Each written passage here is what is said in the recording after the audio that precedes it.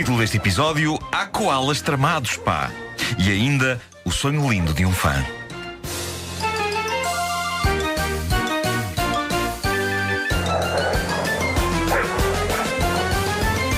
O homem que mordeu o cão.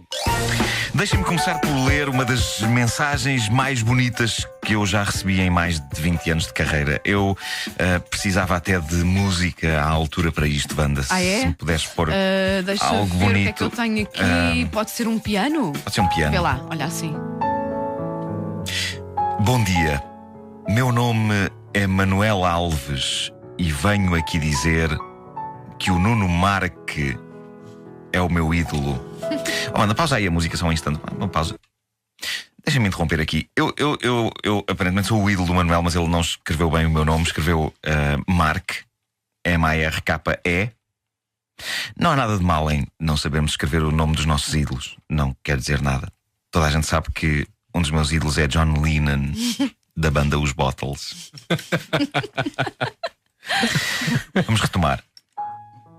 Bom dia, meu nome é Manuel Alves e venho aqui dizer que o Nuno Marque é o meu herói. Sou reboocador de carros e meu sonho era rebocar o carro do Nuno Marque. Por favor, leiam isto quando ele chegar, para o homem que mordeu o cão.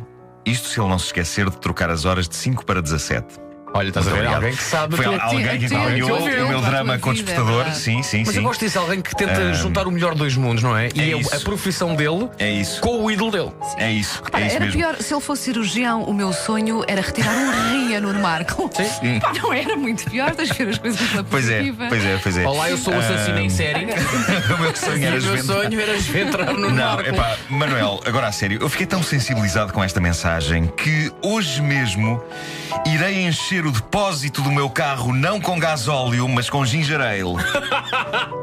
De certeza que em poucos instantes o carro estará em condições de ser rebocado. Muito obrigado por isto, Manuel. Isto foi muito, muito bonito. Bom, adiante. O recap. Agora já podes pôr uma música normal. O recap, eu gosto da palavra recap, é a recapitulação. O recapitular. Tem de ser feito. Lembram-se da versão muito peculiar do clássico natalício Santa Claus is Coming to Town pelo meu filho Pedro. Maravilhosa, Ele sim. aprendeu a canção na escola em inglês e ele tem 5 anos, portanto ele não sabe exatamente o que está a cantar. O domínio dele do inglês ainda se baseia muito em improviso. E o que aconteceu, para relembrar, foi que quando ele me cantou a canção no passado fim de semana, enquanto nós fazíamos a árvore de Natal, eu percebi que ele fez ali uma coisa extraordinária sem dar por isso. Ele transformou uma canção de Natal numa canção dos Santos Populares. E eu achei aquilo tão fenomenal que gravei. Vamos ouvir de novo. Vamos lá, vou tirar esta música. Vamos então ouvir o Pedro. Would bury your child, nan, nan, nan, nan. St. Anthony's coming to town. Pois bem, Eu adoro o facto de ele começar em japonês. Em japonês, É isso, é isso, é isso. Primeiro parece. E depois o Santo Antônio. A pausa para chegar no sim. Ele tem Ele faz ali o timing. Sim. Depois dá-lhe com o Santantonings coming. Essa edição do Homem que Mordeu o Cão, que foi anteontem, foi ouvida por crianças e pais e educadores da escola do Pedro. E agora parece que todos eles na escola adotaram a versão Santo António's Coming to Town tão este bom, Natal. tão O que é bom. algo que me orgulha muito e que, ao mesmo tempo, nesta quadra festiva, é uma bonita homenagem ao Santo Padroeiro de Lisboa, que é um bocado esquecido, mal acaba Não, junho. na escola do teu filho, no Natal, Sim. é o Santo António que vai dar os presentes. É pá. isso, é Vamos isso. alterar todo o paradigma natalício. Olha, eu prometo que vou tentar gravar com eles uma versão a várias vozes do novo clássico Santo António's Coming to Town. A Ana, minha mulher, ela disse-me que hoje ia tentar e ia levar o gravador para a escola. E também, se o coro de Santa Mar do Eiras ou outro nos está a ouvir. Eu adorava ouvir isto cantado por um coro. Um coro de gospel. Nós já cantámos uma vez com um coro de gospel. Já, é verdade. Aliás, me estás a dar uma ótima ideia para uma música de Natal, Nuno Marque. Já viste? Por mim era Santo António's. Se o coro de Santa Marta do Eiras nos está a ouvir, Pensem em juntar isto ao vosso repertório. Ou então outro coro. Eu não sou esquisito. Eu adorava ouvir isto cantado mesmo a várias vozes, incluindo aquela pausa da cidade do Porto. Olha agora o Paulo Miranda e não sei o quê. Bom, ora bem, estamos a entrar a todo o gás na época natalícia, época Não, de olha, brinquedos. não entre já todo o gás. Deixa-me ouvir só mais uma vez. Está bem. Would bury your child, bury your child. Nan, nan, nan, nan. Sant António Caminho to town. Criança mais querida que existe à face da Terra. E é o meu filho. Bom, é época de brinquedos. Um brinquedo que saiu há pouco tempo nas lojas inglesas é um koala fofo que se agarra às coisas e que vem batizado como o koala emotivo. Maria Brewer, uma mãe de 33 anos, comprou o fofo e simpático koala para a pequena Willow, a sua filha, que acabou de fazer 1 ano de idade. Foi a outra filha de Maria, Megan, de 3 anos, que descobriu que o fofo koala, para além de ser fofo e de ter uma mola nos braços que o faz agarrar-se a coisas, tinha ainda um outro atrativo, um chip de voz que o fazia emitir alguns sons simpáticos. Sons simpáticos à exceção de um dos sons que ele emite lá pelo meio. No entanto, como isto é uma era de politicamente correto, todos os sons que existem na net deste koala estão censurados. Eu vou pôr e depois já explico. Wanda, põe aí já agora.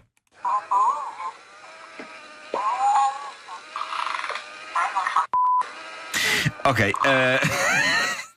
Só se encontra na net o som censurado, não se percebe pevas, mas tudo indica que o urso peluche, no meio dos sons fofos que faz, inclui um dos piores palavrões da língua inglesa lá pelo meio, que é mother. Ok. Ok? Para quem não percebe inglês, para que tenham uma ideia da bomba, isto era o mesmo cá em Portugal, que comprarem um ursinho de peluche que fala para os vossos bebés e de repente lá pelo meio dos sons ele diz: seu filho da... Agora, a polémica está instalada. O fabricante do peluche O fabricante do peluche já se manifestou. Dá a entender que esta querida senhora está louca. Diz ele, o peluche está programado para emitir ruídos característicos que os koala fazem. Ele não diz nada remotamente parecido com linguagem humana, e muito menos essa palavra, diz o fabricante, mas pode ter acontecido por acidente um dos urros do koala se assemelhe demasiado a essa palavra. Não sei, eu claramente perdi esse episódio do David Attenborough sobre koalas. Mas pronto, provavelmente é um som que os koala fazem. Nós é que nunca os ouvimos fazer este som. Eu já vi algumas vezes. Então eles sabem bem o que é que estou a dizer. Sim. Eu já vi os koalas algumas vezes no jardim zoológico e eles estão calados. Nunca ouvi um koala a fazer barulho, mas era giro perceber-se que havia um animal na natureza que acidentalmente o som que emitia era um palavrão de todo o tamanho. E não era por mal, soava assim. Antes de acontecer com um koala do que com um cão, um animal que temos em casa, ou um gato. Era terrível se os gatos andassem pela nossa casa e fizessem um som assim, a andarem pela casa e... Filho da... não ligue, está com o cio. Quero parecer que à conta destas histórias de koala vai ser a prenda deste Natal. A notícia que tenho aqui diz que ele está à venda em toda a Europa, custa 40 e tal euros. Vou já vasculhar nas lojas da especialidade. Parece-me estou a ver já esta tarde a apertar as barrigas de bichos de peluche, a ver se algum deles diz alguma coisa. O Homem que Mordeu o Cão é uma oferta Homes Place. Visite o site e faça o download do e-book de receitas de inverno.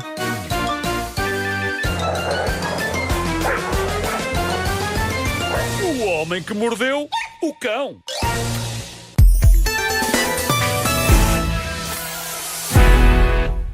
O Homem que Mordeu o Cão traz-te o fim do mundo em cuecas. Eu hoje estou muito satisfeito com este título, porque eu acho que é dos mais épicos e dramáticos de sempre que esta rubrica já teve. Go! Título deste episódio: Bodas de sangue, coração partido no oceano. Bravo. Previamente em O Homem que Mordeu o Cão. Vocês lembram-se do nosso ouvinte que acabou na cama com a sogra, completamente sem querer? Para quem não ouviu na altura. Tu já contaste muitas histórias que envolvem isso, pá. Portanto, tens que dar mais contexto. A última foi com o sogro. É, exato. Na sexta-feira. Mas para quem não ouviu na altura, basicamente era um ouvinte que era jovem, estava a passar a noite na casa da namorada, que agora é a mulher dele. Os pais dela tinham imposto limites, cada um deles tinha de dormir no seu quarto. Limite esse que ele quebrava porque à meia da noite ia aninhar-se na cama com a namorada. Já me lembro. Pronto, mas houve uma noite em que a namorada precisou de ir à casa de banho, ele ficou sozinho na cama, virado para a parede. Nisto entra alguém na cama que ele achava que era a namorada, afinal era a mãe dela. Eu lembro de ter achado muito estranho porque é que a mãe dela quis aninhar com a filha. Desde que ela era pequenina, que a mãe tinha o hábito de, à meia da noite, ir dormir com a filha. E para tornar tudo mais dramático, ele estava nu. Ele estava nu na cama. Não por razões marotas, mas porque, diz ele, estava calor. Está E então, bem, está, calma. Ele apercebeu-se que a sogra estava na cama e encostou-se toda à parede em pânico, mas a dada altura a senhora acordou e a única coisa que ele conseguiu dizer, deitado ao lado dela e olhos nos olhos, foi boa noite. Isto foi o que aconteceu. Esta história está agora a fazer 1 ano que foi contada neste estaminé. Como o tempo passa, macacos me mordam. E eis que regressa este nosso ouvinte, que no Reddit do Homem que Mordeu o Cão tem o nome No Recognition 1898. Epá, malta, mudem os nomes aleatórios que o Reddit vos dá para coisas mais normais. Sobre esse episódio, diz ele, acrescento apenas que no Natal passado da minha sogra recebi um lindo mata-moscas cor-de-rosa em forma de ursinho. Se foi uma mensagem por ter divulgado esse episódio numa rádio nacional, talvez, só sei que me farto de matar moscas agora. É útil, é útil. Diz ele que, depois de contar este episódio da vida dele na rádio, vários elementos da família andam a espicaçá-lo para ele contar um outro acontecimento que ficou afamado naquele agregado familiar. Ele finalmente decidiu partilhar isso connosco e eu adorei esta história. Isto é... Pá, é um épico. Esta história, diz ele, passou-se em 2004, quando o meu pai decidiu reparar no dia do casamento da minha irmã um cabo solto que não incomodava ninguém a não ser ele mesmo. Isto é uma boa primeira frase. Não diz muito, mas diz o suficiente. Quando em dia de casamento alguém decide proceder a reparações elétricas, epá, é promissor. Enquanto me vestia, diz o nosso ouvinte, vi o meu pai a carregar o nosso velho escadote. Isto também é bom. Recordo que é dia de casamento, estão todos a vestir-se e a preparar-se para a festa, mas o patriarca da família está com um escadote e vai reparar um cabo. Foi isso que ele esclareceu junto do filho. O nosso ouvinte. Conta ele. Perguntei ao meu pai o que é que ele estava a fazer, ao que ele respondeu-me que ia finalmente colar o cabo de antena que estava deslocado e a bloquear a porta da casa de banho. Epá, mas logo nesse dia. Fica feio, disse-me ele, decidido. Compreensivelmente, estava nervoso, queria a casa impecável para receber os convidados. Pronto, tinha a ver com receber as pessoas lá em casa. Dá para perceber. Okay. Mas é incrível que tenham esperado até ao dia do casamento. O cabo devia estar a soltar há imenso tempo. Pedi ao meu pai que me deixasse colar o cabo, diz o nosso ouvinte. O meu pai estava demasiado pesado para um escadote deteriorado e ferrugento. Ele recusou-se. Aliamos teimosia, idade e fanfarronice e temos uma inquebrável determinação em demonstrar que só ele é que sabe. Os outros que se encostem e aprendam. Eu, contrariado, aqui e fui-me vestir. Posso ter um aplauso para o uso do nem sempre usado, mas bem-vindo verbo aqui-ser. Aqui-ser. Bolas. Que é quando está frio, o que é que a pessoa faz? Aqui-se. Ao mesmo tempo, diz o nosso ouvinte, a minha mãe estava com a minha irmã, a noiva, na cabeleireira a prepararem-se para o casamento, mas foi a aparentemente inócua missão de colar um cabo de volta ao sítio que revelou ser um desastre inesquecível que marcou para sempre este dia, tornando o casamento estupendamente memorável. Este ouvinte sabe fazer a coisa, não é? Teasers a meio da história. Este também é o Dan Brown da vida familiar. Consegui pelo menos vestir as calças, diz ele. Ouvi então um estrondo enorme, seguido de gemidos de dor. Ai, pá, corri, tentei abrir a porta, mas estava bloqueada pelo escadote. Gritei, empurrei a porta até que finalmente cedeu. Deparei-me com uma poça enorme de sangue no chão e por cima dela estava o meu pai, de pé, à frente do espelho, a tentar endireitar o nariz, que estava visivelmente partido. Ai, que dor. Em choque, dei-lhe uma toalha para ele comprimir o nariz e liguei imediatamente à minha mãe. Pá, que desgraça, que erro, para que o cabo? Mas isto é só o começo, O pior, no entanto, diz o nosso ouvinte, começou a desvendar-se aos poucos, ainda durante o telefonema.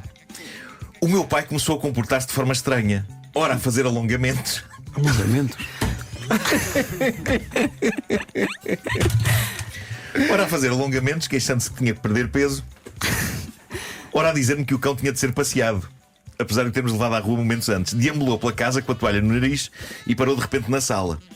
E perguntou-me admirado: que bolos são estes? O quê? Estranhei, mas Bateu respondi: com a cabeça. são para o casamento. Quem? A resposta. O filho respondeu que são para o casamento. A resposta fez-me estremecer, diz ele, e apercebi-me de que algo grave estava a acontecer com o meu pai. Porque ele diz: o casamento é hoje. Pá, que loucura, que loucura. Coitado. Diz ele: foi aqui que comecei a entrar em pânico. Meu pai sentava-se, levantava-se, irrequieto e desorientado, ora decidido, ora confuso, espalhando sangue por todo lado, porque se esquecia de pressionar o nariz. Um cenário de terror. Eu, meio vestido, perseguia-o com uma esfregona ensanguentada. Tentava convencê-lo a ficar quieto e respondia da forma mais calma que me era possível às perguntas repetitivas que ele me ia atirando. Mas quanto mais estranhas e repetitivas eram as perguntas, maior era o meu pânico. A campainha soou, descemos pelo elevador. Do outro lado da estrada, a minha mãe esperava dentro do carro, com metade do cabelo feito. Os dois arrancaram para o hospital, que ficava felizmente a menos de 5 minutos de carro. A minha irmã chegou pouco depois, conduzida pela cabeleireira, também de cabelo meio feito. Uma coisa é certa, entre mãe e filha tinham todo um cabelo feito. Verdade. Cada uma tinha uma metade. Peço desculpa, vou retomar. Decidiram trazer a noiva para casa e terminar o cabelo, unhas e afins. Em casa, lembro-me de ver a cabeleireira consolar a minha irmã, abanando-lhe o rosto com uma revista, a fazer de leque e pedindo-lhe que não chorasse para não ficar borrada. Nisto, eu limpava o chão, num ataque de pânico atrás do outro. As incertezas eram muitas. Qual seria o estado em que meu pai ficaria depois daquilo? Ficaria mentalmente são? Quanto tempo no hospital? E a minha irmã? E o casamento? Este desastre não impediu, felizmente, o casamento e brindou de momentos tão memoráveis quanto bizarros. Lá está ele a fazer teaser outra vez. Surpreendentemente, diz ele, a cerimónia atrasou apenas cerca de 2 horas. O noivo e a respectiva família foram avisados do motivo do atraso. O meu pai regressou do hospital com 2 tampões que conferiam o dobro do tamanho ao nariz, que já estava no sítio, mas visivelmente deformado, 2 costelas fraturadas, drogado com analgésicos, e a minha mãe seguia atrás dele orientando-o. Não era claro se o empurrava com irritação ou se o guiava com pressa. Talvez os dois. Eu adoro as descrições que este ouvinte faz, é ótimo. São maravilhosas. A pancada desorientou o meu pai, mas uma ressonância despistou qualquer dano que levantasse preocupação imediata. O senhor teve amnésia temporária. Isto é incrível. No dia do casamento da filha. A minha frase favorita até o momento é sem dúvida: que bolos são estes? Continuando a narrativa do nosso ouvinte, ele diz: o médico aconselhara ao meu pai a ficar em repouso absoluto. Conselho esse prontamente ignorado pelos meus pais, que seguiram para a missão de casar a filha. Em casa, as atenções desviavam-se para o rosto desfigurado do meu pai, pondo a noiva em segundo plano. A minha mãe retocava a maquilhagem dela, da minha irmã e do meu pai, que estava cheio de base para disfarçar os olhos negros e o nariz inchado. É para que eu disse. No caminho para a cerimónia, os medicamentos estavam agora no auge do seu efeito. O meu pai sentia-se melhor, atrevia-se a fazer piadas com o sucedido, quase todas imediatamente interrompidas pela minha mãe, que estava nesta fase mais irritada do que preocupada. Devia estar a cuspir fogo. O meu pai tentava compor-se ao espelho do carro. Tinha os olhos negros da pancada, os óculos de sol disfarçavam, mas o nariz estava demasiado inchado para passar despercebido. Pai, eu adoro a descrição que se segue do momento em que o pai, neste lindo estado, levou a filha até ao altar. Desculpa. Faltava isso. Espera aí. Faltava isso. Pois é, há esse ritual, exato. Decidido e de lenço a cobrir o nariz, o meu pai cumpriu o seu papel. As costelas fraturadas obrigavam a uma postura hirta, quase militar, o que acabou por tornar a caminhada mais solene do que necessário. Imaginem. Era mais a noiva a levar o pai, diz ele. Eu estou a chorar já. Uma das convidadas do nosso ouvinte, que não sabia do que se passava, disse em tom carinhoso: olha o pai a chorar. Ao que meu pai respondeu, rindo-se e apontando o lenço ensanguentado: não, não, é sangue. A minha mãe quase saiu disparada para o pontapear. Não batam mais neste homem. Seguiu-se uma paragem em meio de uns degraus, porque a liga da minha irmã escorregou-lhe perna abaixo. Parecia que estava possuída este casamento. Ela olhou em volta, pontapeou para o meio dos convidados. Ouviam-se gargalhadas, umas confusas, outras genuinamente entretidas com tudo o que se estava a passar. O noivo aguardava estoicamente pela sua futura mulher. Imaginei que ele estivesse a pensar qualquer coisa como: mas onde raio é que eu me vim meter? Ainda hoje, diz ele, ainda hoje lhe reconheço esta expressão ocasionalmente quando a família se reúne. Agora, o epílogo que se impunha. Diz o nosso ouvinte: hoje o meu pai diz não se lembrar mais do que uns 10% do casamento. E sempre contamos a história, A mãe não quer falar ele sobre julga isso. que estamos a exagerar, mas garanto eu e a minha irmã que reviu este texto que não há exagero. Foi até difícil cobrir todos os pormenores e descrever tudo o que sentimos neste dia. Houve, para além da incredulidade, desespero, euforia, uma preocupação pesada de não sabermos como ficaria o meu pai, a minha mãe e a noiva no meio disto tudo.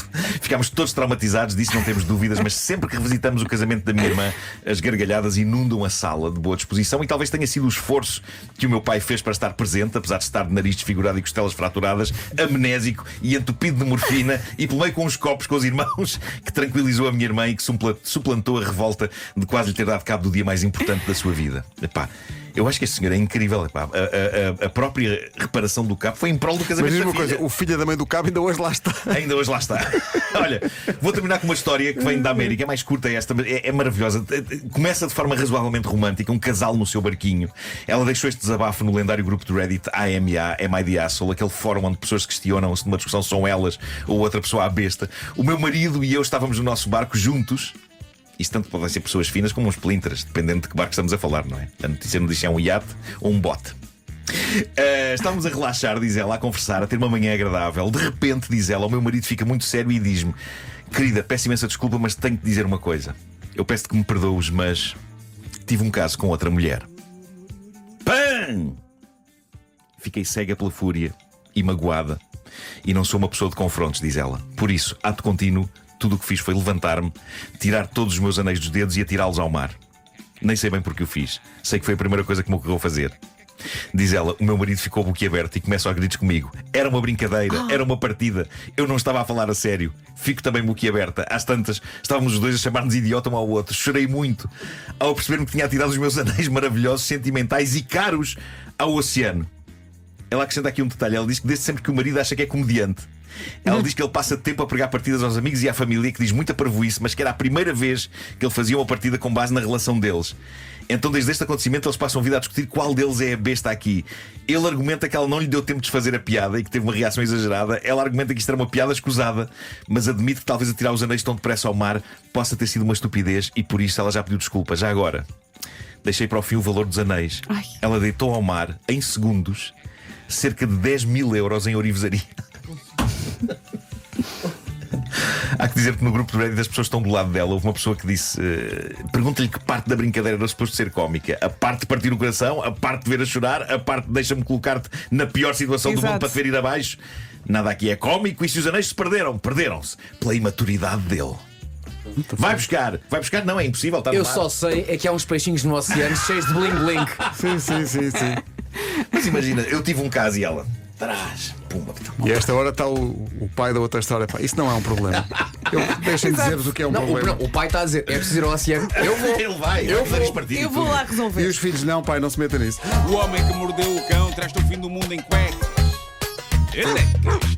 O homem que mordeu o cão traz-te o fim do mundo em cueca. Título deste episódio: Bons sentimentos, frustração, dor e fúria. Viram este crescendo? Yeah. Foi bem pensado Assistimos. isto. Foi. Olha, agora que já não há Ricardo, já te viras para aqui. Que engraçado. Já está assim meio virado Porque para tenho, nós. porque tenho que distribuir. Eu tenho que tentar distribuir. Já te viras.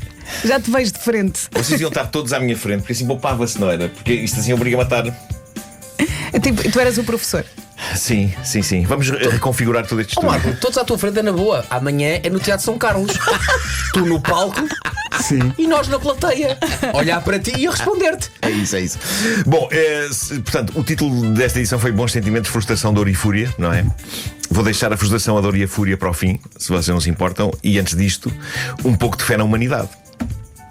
Eu sei que está calor, no entanto gostaria de vos aquecer o coração com uma escalfeta de histórias bizarras. Escalfeta de histórias Atenção, bizarras. isto podia ser o título de hoje. Claro. Pelo menos uma história bizarra é muito acolhedora. Envolve um funeral. E se por vocês estiver bem, eu vou avançar.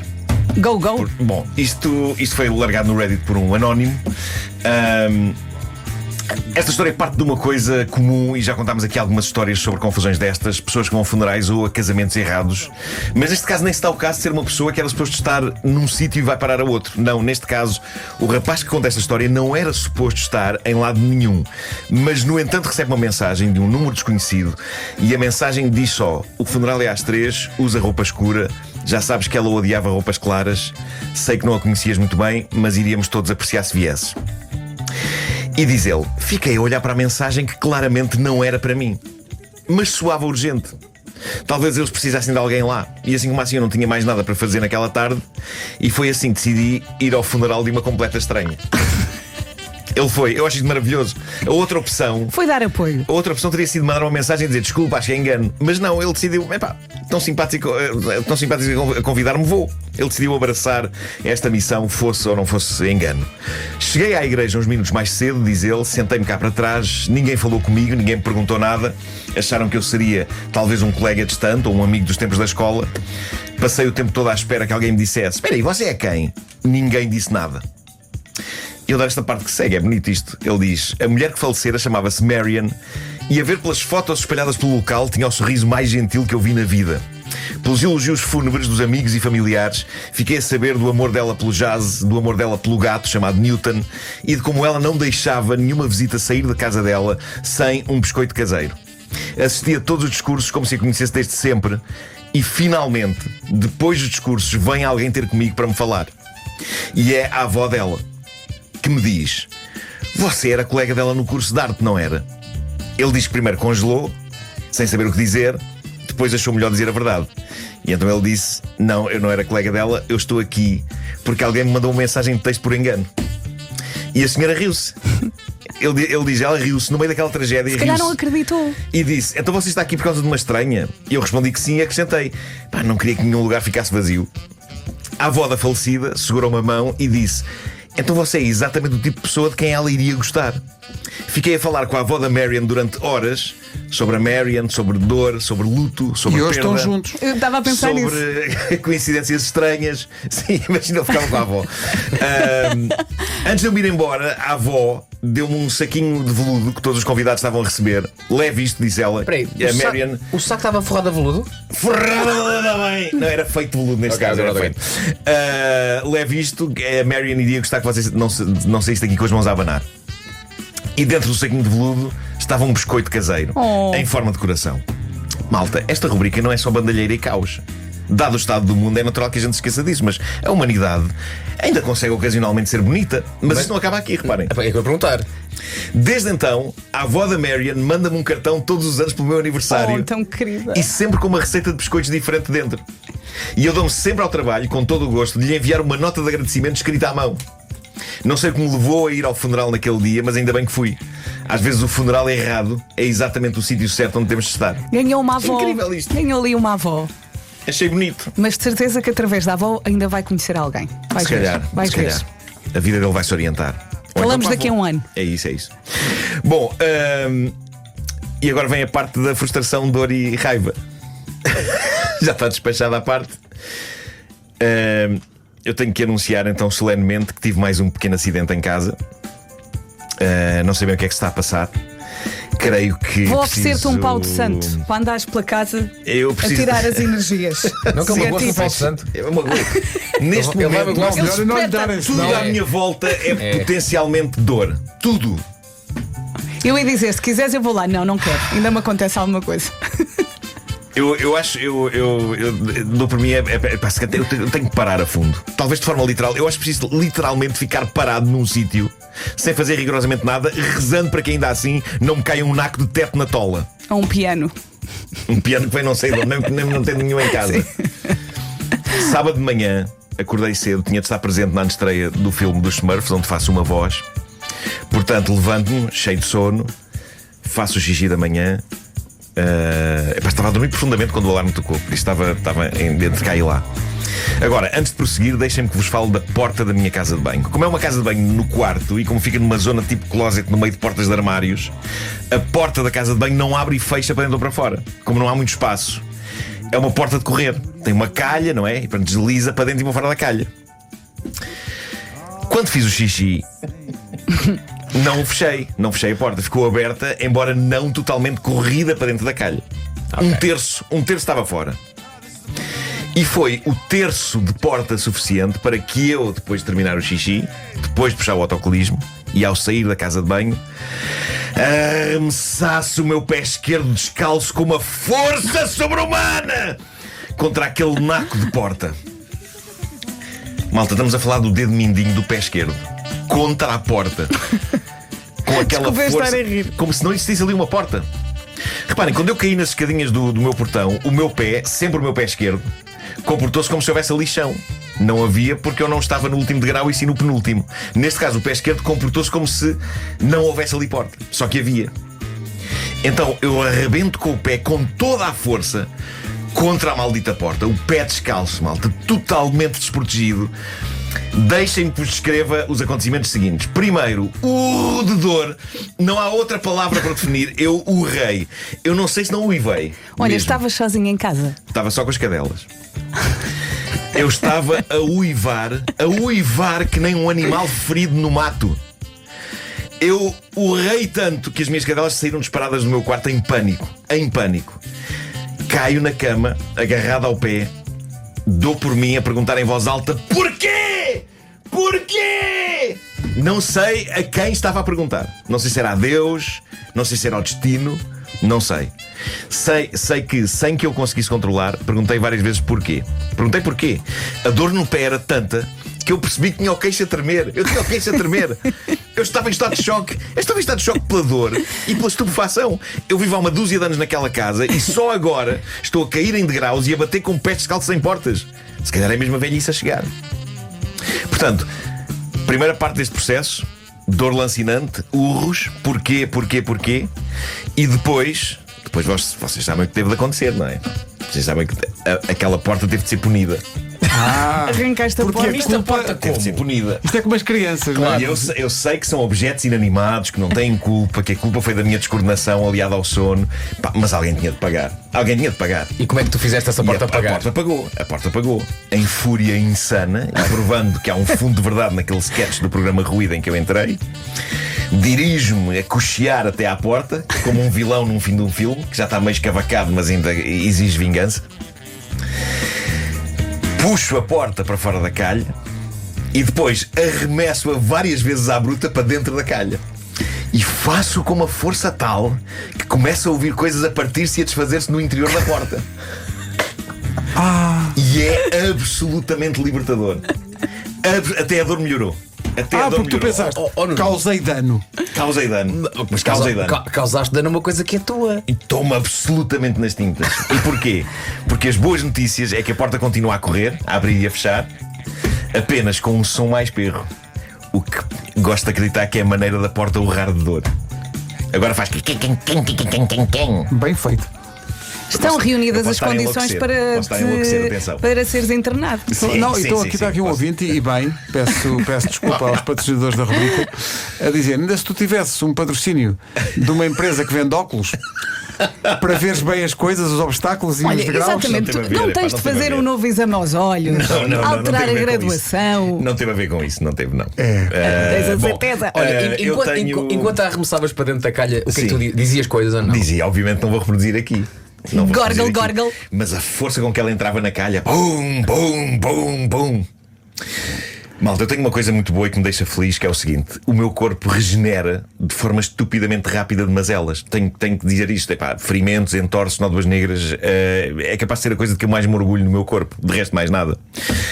Mas é a mesma lógica que faz com que sempre que eu corto o cabelo, daí a 15 dias já está grande outra vez. Eu sou tipo aqueles lagartos que quando se corta a cauda, cresce de novo. Eu sou rijo a esse nível. Portanto, as minhas mazelas da queda estavam todas a desaparecer. Eu estava feliz com isso. E alguém num plano superior viu e pensou: então, mas o gajo já está todo pimpão. Nem pensar. E pumba, com o pé com toda a força contra a porta. Portanto, estou coxo. Tu consideras que a divindade terá preferido a frase então, mas o gajo está todo pimpão? Claro que sim. São frases divinas. Não parti nada, não parti o dedo, mas magoei razoavelmente o lado esquerdo do meu pé esquerdo. Isso será numa outra fase. Dói por dentro, ficou esfolado por fora. Partir é depois das férias. Sim, mas a porta não se ficou a rir. Agora, hoje, quando vinha aqui a entrar neste recinto, a porta de correr automática bate com toda a força no meu braço direito. Marco, as portas falam umas com as outras, pá. Fogo, eu estou Tu farto. achas que a porta da tua casa não falou com esta porta aqui?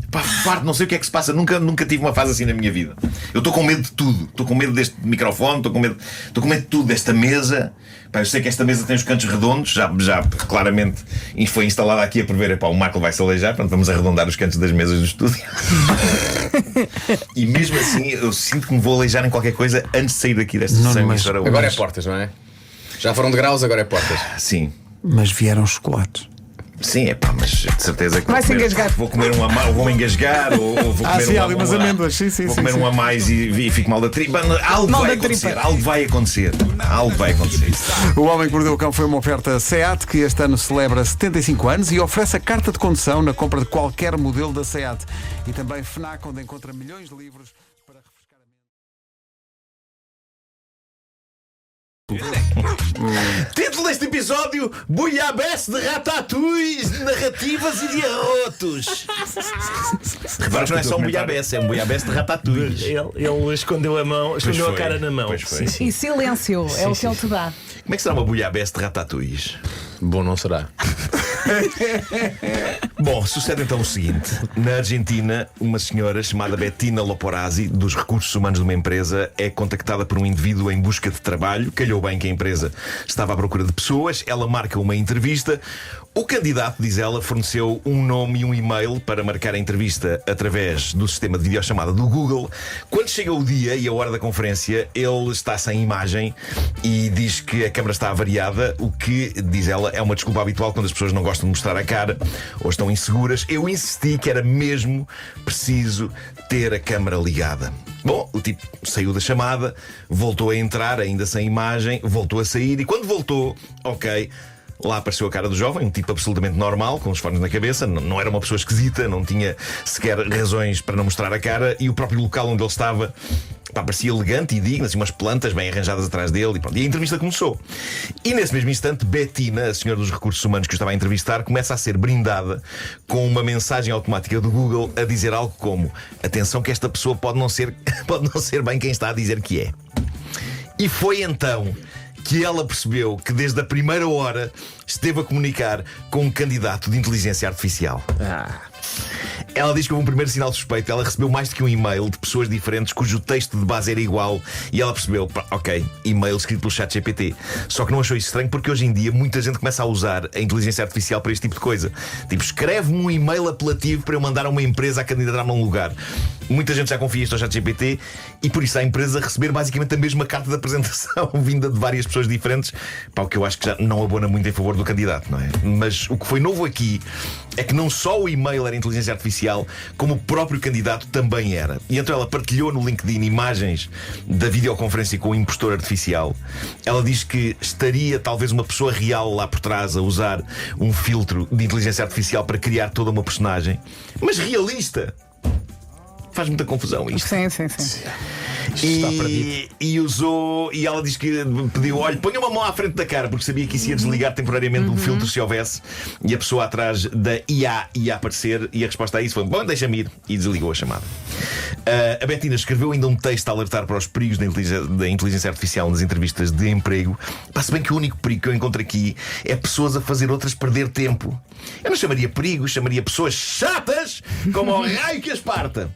Uma pessoa que cria um candidato virtual que não existe, eu diria que tem demasiado tempo nas mãos. Eu acho que isso é um dos grandes males da humanidade. Mas pode ser uma forma de ter vários empregos, por exemplo. Agora há muitos empregos à distância. Se uma pessoa se candidatar a vários sim. e de repente está a receber 5 salários, o trabalho é feito também pela inteligência artificial. Exato. E é-se rico. Se ficar bem feito.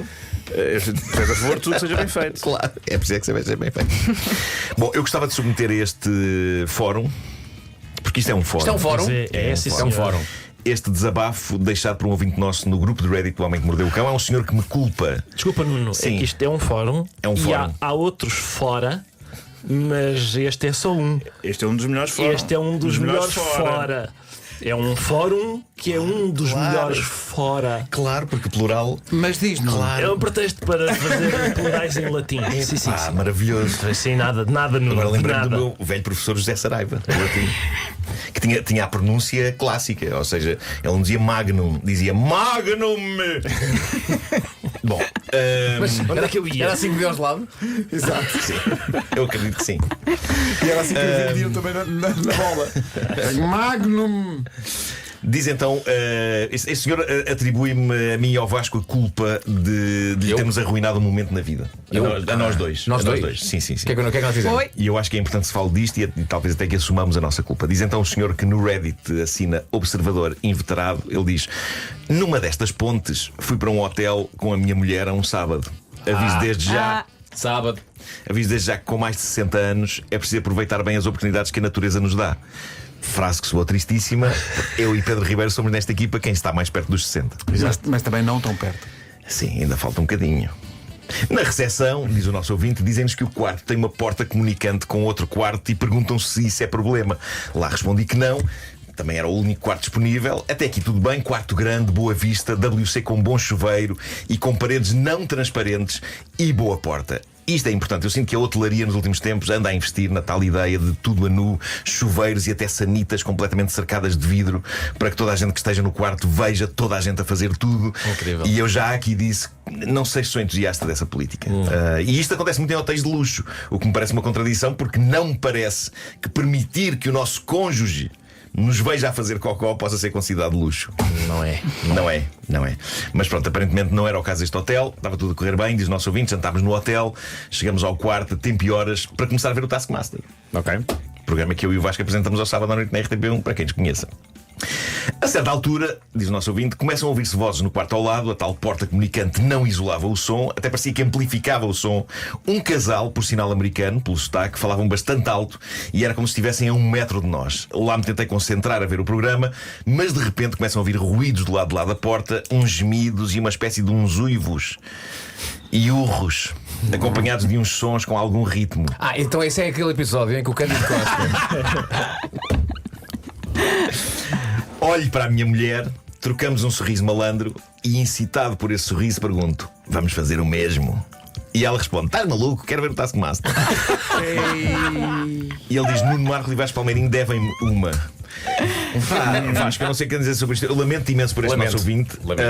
Sinto que se conseguiu alguma coisa na vida quando há pessoas que preferem o nosso trabalho a levar a cabo o ato físico do amor.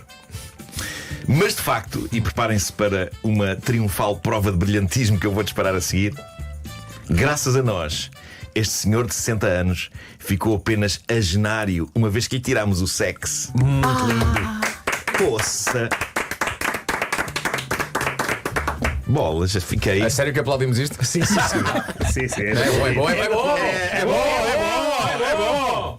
Olha, e depois do episódio? E depois? Ele não conta o que é que aconteceu a seguir, mas eu espero que tenha. Porque ela estava bem disposta a Até rir porque e a natureza acordada. do programa é afrodisíaca, não é? É. As pessoas ficam muito excitadas. Não, mas depois tem que se ver o que é que dá a seguir ao programa. Claro, para ver se... claro que sim. Bom, ainda sobre isto, há um comentário de um outro utilizador do grupo do Reddit, O Homem que Mordeu o Cão. A coisa não fica menos melancólica. Ele diz: tenho 56 anos, como eu o compreendo. Como eu o compreendo. Há um par de anos podia ser todos os dias Natal. Agora há que aproveitar as oportunidades. Nuno, Vasco, grande maldade. Esta mensagem é pessimista. Por outro lado, atenção, ele diz que há um par de anos todos os dias podia ser Natal. Tendo ele 56, ele refere-se à nossa idade, Pedro Ribeiro. Meu Deus. Por isso talvez nem tudo esteja perdido. Meu Deus. Nós teremos mais 2 anos de fulgor. Nuno, achas que na próxima temporada, em cada episódio, devíamos fazer uma pausa no programa para que as pessoas que estão a ver, sendo sábado à noite? Eu acho que não nos podemos esquecer, quando gravarmos a parte de estúdio, eu gostava de começar um episódio prestando homenagem a este senhor. E a dizer: estejam à vontade para fazer. Claro, exato. Mas está aqui um ouvinte a dizer que esse senhor não é verdadeiramente fã, nomeadamente teu, porque perante essa situação ele podia ter sempre recorrido. Claro. Mas tu também não sabes, Pedro. Não sabes. Bom, e para terminar, arrotos. Até que enfim. Transição de assunto. Adorei este cor de entusiasmo. Agora sim. Bom, aqui há tempos. Foi para isso que eu vi. Aqui há tempos aconteceu um desafio nas redes sociais chamado Sprite Challenge. Não sei se viram isto na altura. Não é novo, mas sendo eu uma pessoa idosa, chego tarde a situações. Quantas vezes não ouvi já do meu filho a mensagem: só agora, isso já é da semana passada. Eu vi miúdas de Sacana da 12 juventude. anos com voz de ogre. Voz não era bem voz, fabuloso. era ar. É incrível. Eu gosto muito de ouvir pessoas a arrotar quando fazem com arte. Quando é bem feito, Quando não é bem Nuno? feito. Tem que ser bem feito. Não é gratuito. Não é. Há aqui uma arte. E aqui há tempos houve uma coisa chamada então Sprite Challenge, em que jovens engolem à bruta a popular gasosa do Lima-Limão e aguardam que surja um potente arroto. Eu sei que não é boa Marco, hora desculpa, para ouvir arrotos. a Sprite é uma soda. É uma soda. É sim, senhor. Também se enquadra na soda. Enquadra-se na soda. Obrigado por isso. Continua. Bom, isto é por arte, o que vamos ouvir. Alguém compilou um top 5 e eu vou mostrar o top 5. Vamos a isso, e então. pedir-vos o vosso comentário. Mas olha, isto é só relativo ao Sprite Challenge? É só Sprite Challenge, Ok. sim. Quinto lugar, começa então por uma jovem que está num carro com um hoodie azul. Eu gostava só de interromper, porque há aqui uma rubrica nova dentro da rubrica que é O Penin fez a geneira. Então. Eu sou fã dessa. Sim. É que o Marco mandou uma mensagem para o nosso grupo a dizer: por favor, separa estes arrotos Fizeste um bloco de arrotos. E eu pus um bloco de arrotos, porquê? Porque só vi essa mensagem há cerca de 30 segundos. Então espera, como é que vamos fazer isto? Mas tu podes dizer isto, portanto, isto é o top 5. É o top 5. É do quinto eu para o posso, primeiro? Eu posso já dizer o que é que cada um, o que é que consiste cada um, e depois ouvimos tudo de seguida. Então. Portanto, em quinto lugar é uma jovem que está num carro com hoodie azul, nada de mais. Está sozinha? Está sozinha, dá um bom arroto. Quarto lugar é um jovem que está super ansioso porque sente que está perto de conseguir, mas não sai e tenta de novo e bebe mais e pronto. Mas o stress dele é muito incrível. Em terceiro lugar, duas amigas, uma dispara primeiro, a outra ri e espicha gasosa, que ela própria tem na boca. Mais interessante ainda o segundo lugar, que é duas amigas a rir. Uma logra o objetivo, a outra ri, só que gargalha a arrotar. Sim, o que é magnífico. E então, em primeiro lugar, é o meu favorito, que é um jovem que emborca golfadas de Sprite, fica extremamente aflito e confuso e, ato contínuo, marra contra a semi-aberta porta de uma garagem. Vais partilhar o vídeo. Portanto, vamos ouvir. A compilação dos 5 mais. Sim. Jovem.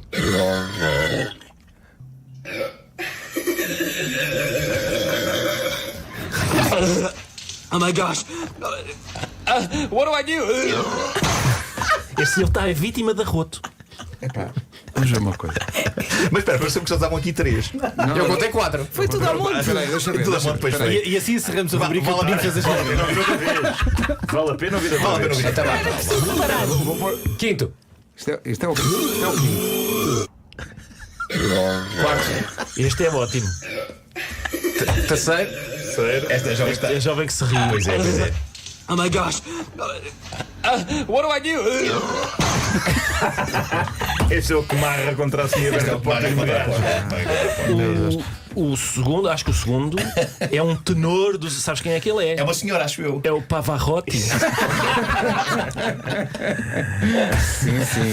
Mas eu adoro ouvir uma gargalhada com um arroto misturado. Nunca tinha ouvido antes. Meu Deus, aquele descarrila rapidamente. Sim, sim. Ai, tão bom. E eu não sei quem é que inventou a rádio, mas estará certamente a repousar com orgulho. Neste momento. Foi para isto. Exatamente. Inventei, mas séculos depois, digamos assim. Não foi Marconi?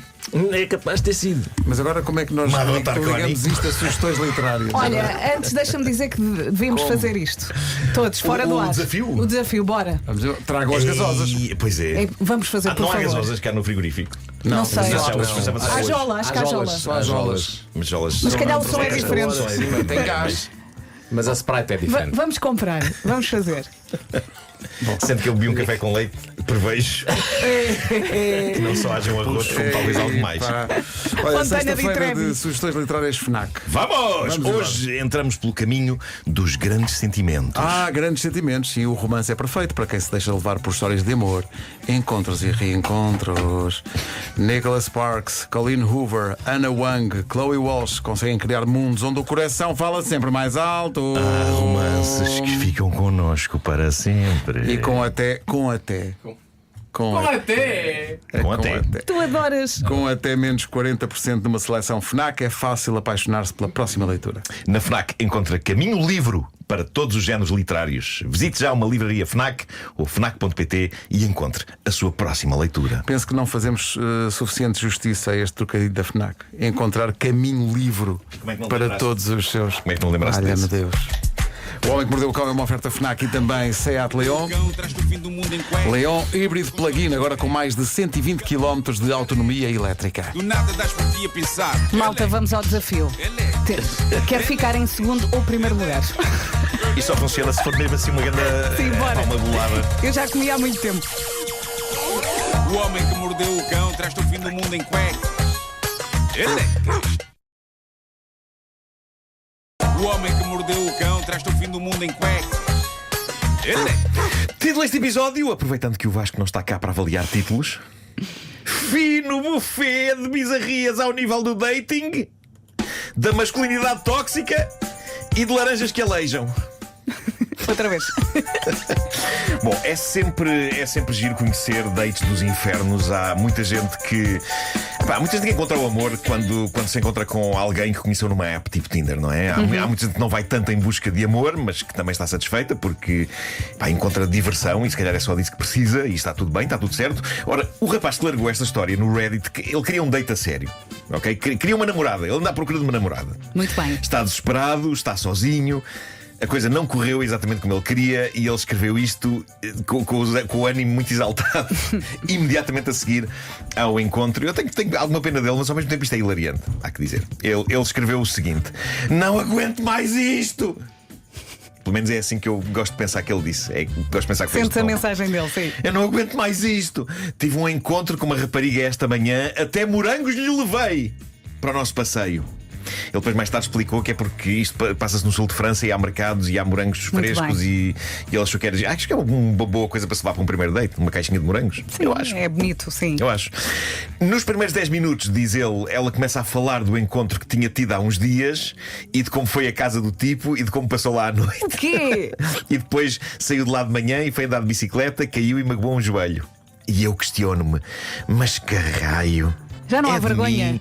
É de mim, diz ele, não faz sentido num primeiro date descrever dates que aconteceram há uns dias. Não só isto, diz ele, como no nosso passeio, no nosso primeiro date, ainda me revela que amanhã tem marcado um outro date com outro tipo. É assim, há um engano, não vai, não é? Sim. Como sou PT, diz ele, ela ainda me disse se eu me importava de ser PT dela lá no ginásio. Porque quer muito voltar a fazer ginásio. E aqui eu tive de lhe dizer, escuta. Isto com sorte, ele começa a ir com ela aos encontros. Ele disse-lhe, escuta, eu estou aqui porque gostaria eventualmente de ser teu namorado e não uma amiga tua. E não me sinto confortável a ouvir histórias de encontros que tiveste. Então, diz ele, despedi-me dela, deixei-lhe os morangos e fui à minha vida. Estou farto de encontros. Nesta altura da minha vida são sempre um caos. Coitado. Calma, homem. Acredito no amor. Agora, isto gerou polémica, com muita gente a dizer que ele explodiu cedo demais e que estes encontros, tanto para mulheres como para homens, podem ter esta natureza, não é? Assumida por ela, de certa maneira, que é de estar à procura de algo até encontrar a pessoa certa. Talvez ela tenha partilhado informação a mais. Sim. Talvez esse tenha sido o problema. Passado e futuro. Bem, não está fácil ser homem, embora não pelas razões pelas quais alguns homens acham que não está fácil ser homem. Acho que continua a ser mais difícil ser mulher. Não está fácil ser homem porque, muito sinceramente, eu não me lembro, desde que me conheço, de uma era da história em que tantos homens estejam tão militantemente a contribuir para arruinar a reputação de todos os homens. Há demasiados homens hoje em dia a ser umas completas bestas, de mais de uma maneira, e a ser umas completas bestas com mulheres. Em alguns casos, de uma forma muito séria e trágica, e noutros, de uma forma. Enfim, nós temos que rir para não chorar. E isto leva-nos ao Instagram de Becca McFly, que eu não sei se tu conheces. É um dos Instagrams que mais me faz rir para enquanto o homem não chorar. Sim. O Instagram dela chama-se He's So Mid. Eu já ponho o link no meu Instagram. O que Becca faz é recolher das redes sociais observações de trampa feitas por homens sobre mulheres famosas. E depois de ler essas observações, ela expõe a fotografia do senhor que escreveu, uma vez que a foto é pública, portanto ela não está a fazer nada de ilegal. E a dura verdade é que estes indivíduos tão desagradáveis a falar de mulheres lindas são todos uns tafermos. São velhos e são grunhos e são disformes. E o efeito disso é estranhamente hilariante. A última edição disto é sobre a atriz cubana-americana Ana de Armas. Caramba, a Ana de Armas. É incrível. Para além do talento como atriz, é só das mulheres mais bonitas do mundo. É um concentrado de talento e beleza, é verdade. Os comentários que a Becca McFly recolheu sobre ela, escritos por vários homens no Facebook, passam qualquer coisa de absurdo. Há um tipo que diz: já envelheceu, já não é atraente. O quê? Foto do tipo: é um gorducho da minha idade. Claro. Outro diz: está demasiado na berra, já é aborrecida. Foto do tipo: é mais um gorducho de meia idade, com o ar mais aborrecido do mundo. Há outro que diz: aí há aqueles papos por baixo dos olhos, péssimo. Estes tipos são completamente grotescos. E é mais um velho com ar sinistro e ele próprio com papos debaixo dos seus próprios olhos. Há outro que diz, e este é dos meus favoritos, diz: nunca te beijaria, sua bruxa. O quê? De facto há homens tão deprimentes como isto, que no seu mundo mental interior acham que a Ana de Armas gostaria da validação deles para ela os beijar. E sim, é mais um tipo de deprimente da minha idade. Este com uma pomba da paz na foto. Eu adoro estas pessoas que têm pombas da paz. Sim. E frases inspiradoras nas suas redes sociais. E depois os comentários são ódio puro. Sim, depois na prática são o oposto. É incrível. Nunca te beijaria, sua bruxa, escreve ele, na ilusão de que Ana de Armas não só leia aquilo, mas que pense: oh, que pena, tanto que eu queria sentir a língua deste idoso dentro da minha boca. Essas pessoas também só querem atenção, não é? Sim, querem um abraço. Sim. Há outro que diz: tanta maquilhagem, parece mais uma daquelas bonecas de silicone. E claramente ele diz isto porque, a avaliar pela fronha, bonecas de silicone é capaz de ser a única companhia que este desgraçado conhece. Depois há um idiota que não só diz, como todas as outras, não vale nada sem maquilhagem e Photoshop. E, na esperança de conseguir provar isto que diz, junta uma fotografia da Ana de Armas sem maquilhagem. Espanto dos espantos, é linda na mesma! É incrível, claro. Mas não para este Zé Maria Pincel. E depois, de forma previsível, há um porco que diz: ela não é tão bonita como se diz e só entra em filmes porque paga com o corpo. Clássico, não é? Um clássico. Perguntas tu, Vera, então mas não há um único elogio? Não há uma palavra simpática? Deve haver um mais ou com menos. Ana de Armas. Um assim mais ou menos. Não é? A Becca McFly encontrou um. Infelizmente, consiste apenas na frase: deseja engravidar a Ana de Armas, acompanhado pelo emoji maluco com os olhos tortos e a língua de fora. Pá. Isto representa muito bem a internet, os comentários. Acho que precisamos de um responsável de marketing. Porque isto está péssimo. Sim. Isto está péssimo. Delete. Bom, vou mandar aqui uma saudação ao Bruno Raposo. O Bruno Raposo, para quem não sabe, colaborou comigo numa rubrica que eu fazia noutra estação emissora, a Antena 3, há muitos anos. Eu fazia uma rubrica de análise a canções portuguesas, digamos, peculiares. Chamava-se Laboratório Lolela e o Bruno tinha um site soberbo chamado Portal Pimba. E então era o meu dealer de canções. Ele fazia-me chegar canções incríveis para eu analisar liricamente na rubrica. Ora, o Bruno mandou-me ontem não uma canção Pimba, mas algo que ele, e bem, detectou logo como material Homem que Mordeu o Cão Vintage. Isto é muito bizarro. Consegue por um lado ter piada e por outro não, sobretudo para quem levou com uma laranja nas trombas. Mas como assim? Perguntou aos ouvintes e perguntas tu. Como assim? Antes de mais vou tirar uma migalha do microfone. Já está. As pessoas ouviram. Bom, o Bruno mandou-me um cartaz surreal que aparentemente está afixado num parque do Canadá. E eu quero acreditar que isto é real. Epá, porque isto é um sonho de febre, isto é incrível. O cartaz tem fotografias de um senhor idoso, fotografias que parecem captadas por câmaras de segurança, sendo que o senhor tem às costas uma saca cheia de laranjas. Sim. E nas mãos tem um estranho equipamento que parece uma arma, mas ao mesmo tempo não, parece uma daquelas máquinas de soprar folhas secas. E o cartaz diz: aviso importante aos visitantes deste parque. Este homem está banido deste parque. Trata-se de um idoso com uma máquina que dispara laranjas.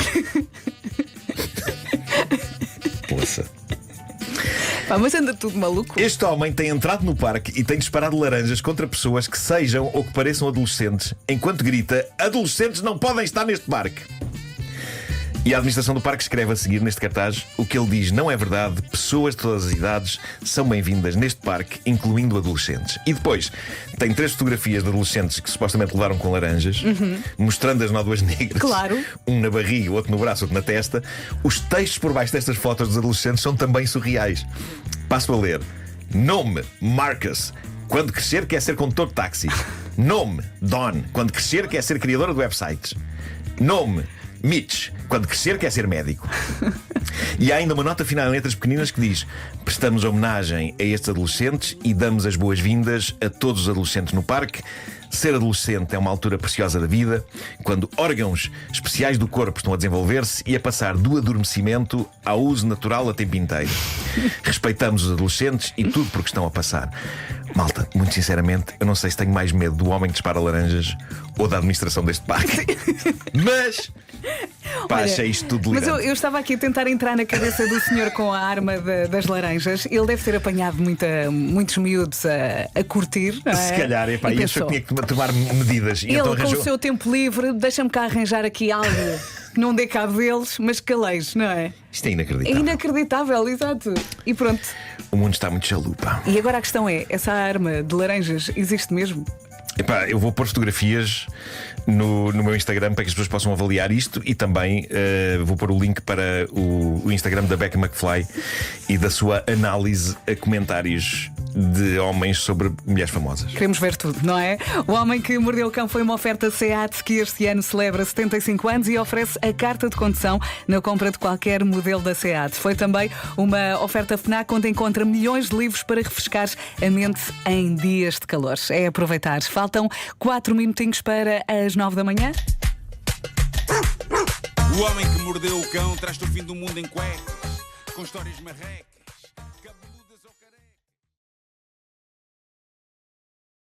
O Homem que Mordeu o Cão traz-te o fim do mundo em cuecas. Título deste episódio: buscando amor à beira da estrada com umas calças de ganga caras.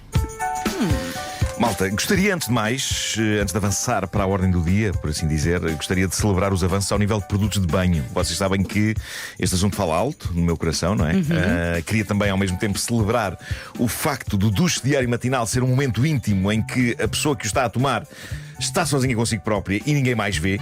E digo isto porque eu, pessoa como vocês sabem, está sempre atenta à última palavra em produtos para tomar banho, vou a lojas especializadas e tudo, em busca das últimas novidades. Eu neste momento estou a usar para o duche uma gelatina de banho que eu não sei se me dignifica como ser humano enquanto a estou a usar. É de que cor? Não é tanta cor o problema. Eu já aqui falei de gelatinas de banho. Mas há um problema? Eu gosto daquilo. A gelatina de banho é tramada porque desliza muito e está sempre a cair, não é? Sim. E essa parte é chata, aquilo parece que está vivo. E uma pessoa já não vai para nova para estar sempre a curvar-se para apanhar, não é? Normalmente essas gelatinas têm um formato cilíndrico, mas a novidade é que atualmente estou a usar uma gelatina de banho em forma de um pequeno polvo. Meu Deus. E quando ele está em repouso no polibanho, isso tem tudo para correr parece uma criatura. Tem umas patas e está assim espalmado. E também escorrega? Ou é mais fácil? Escorrega. Eu gosto da experiência de me esfregar com um polvo, mas ao mesmo tempo celebro o facto de ninguém ver isso. Porque eu sinto que se houvesse um vídeo disso, era a minha destruição e era uma humilhação que me acompanharia até ao fim dos meus dias. Mas repara, tu partilhas tantas vezes material de apoio ao homem que mordeu o cão. Sim, mas isto, não dá. Obrigatório. O tipo de coisa seria o tipo de coisa capaz de apagar tudo o que de bom eu possa ter feito na minha carreira. Estamos a falar de uma coisa que faria com que para sempre eu passasse a ser o tipo que se esfrega com um polvo. Eu peço desde já desculpa pelas imagens que estou a criar na vossa mente. Mas eu adoro aquilo. Ainda bem que alguém inventou um polvo para eu me lavar com ele. Para mim. Que eu agora estou a imaginar-te a lavar. Enfim, não interessa. Não interessa. Vamos deixar só isso. O polvo para mim cheira a framboesa, não é? Na minha cabeça, quando eu saio do duche, parece que me esfreguei em frutos silvestres. No entanto, tenho que dizer que houve um dia em que após o duche fui dar um beijo à minha namorada, à Teresa, naquela de olha que cheiroso que eu estou, que lindo, que lavado, não é? E a resposta dela é: estás doente? E eu disse não. E diz ela: ai, parece que cheiras a Ben-Hur um xarope. Mas não sei se foi exatamente o efeito. Não era aquilo que estavas à espera, exato. Em minha defesa, eu gosto do sabor e do aroma de xaropes. Agora não sei se será exatamente sexy, isso não sei. Bom, procurar o amor pode sair caro, sobretudo se não se acreditar em novas tecnologias como as apps de encontros, tipo Tinder, mas não. O protagonista desta história, um senhor de Sweetwater, no Texas, que dá pelo nome de Al Gilberti. Ele é da velha guarda, ele quer fazer as coisas de outra maneira, então está a desembolsar uns bons 400 euros por semana para pagar um cartaz gigante à beira da estrada com a fotografia dele e o apelo a quem queira casar com ele. O senhor não é muito exigente no cartaz, ele só impõe uma condição para as coisas funcionarem entre ele e a mulher que conquistar o seu coração. Ela tem de gostar de karaoke. É só isto. Incrível. O cartaz é maravilhoso, tem a fotografia dele e depois em letras bem grandes diz apenas: homem solitário disponível para mudar de cidade, procura mulher que queira casar e goste de karaoke. E depois tem os contactos todos. Mas também podia arranjar um amigo, não é? Se é para isso. Mas o amigo depois não dá para. Não, ele quer envelhecer ao lado de uma mulher amada. Ele quer cantar e não só. E pronto, isto é um cartaz querido, não é? E fofo. E eu acho que indicador de que talvez este senhor seja de facto uma pessoa extremamente fofa é ele acrescentar, depois desta mensagem, a frase: não envie mensagens enquanto conduz. É muito querido. Muito atencioso da parte dele. Por amor, mas é romance e prevenção rodoviária. Mas vai arranjar de certeza. Está certo. As interessadas que primeiro encostem o carro, não é? E mandem depois a mensagem. Nada de, com as ânsias, mandar mensagens a conduzir. Porque o cartaz está mesmo à beirinha da estrada. Ele já tem o cartaz posto há 2 semanas, o que significa que 800 euros já lá vão. Mas a coisa parece estar a compensar, que ele diz que já recebeu 400 chamadas de candidatas e 50 e-mails, tudo mulheres fãs de karaoke e em busca de marido. Infelizmente, diz ele, as conversas que teve com estas 450 pessoas por voz ou por e-mail fizeram-nos chegar à conclusão de que este primeiro grupo de senhoras parece mais interessada no dinheiro dele do que numa relação profunda e amorosa. Olha, isso agora surpreende. Eu acho que muita gente que percebe que o Al, para fazer um cartaz daquele e pagar pagar o preço que um cartaz daqueles custa, partem do princípio que ele é pessoa para ter dinheiro, e de facto ele tem.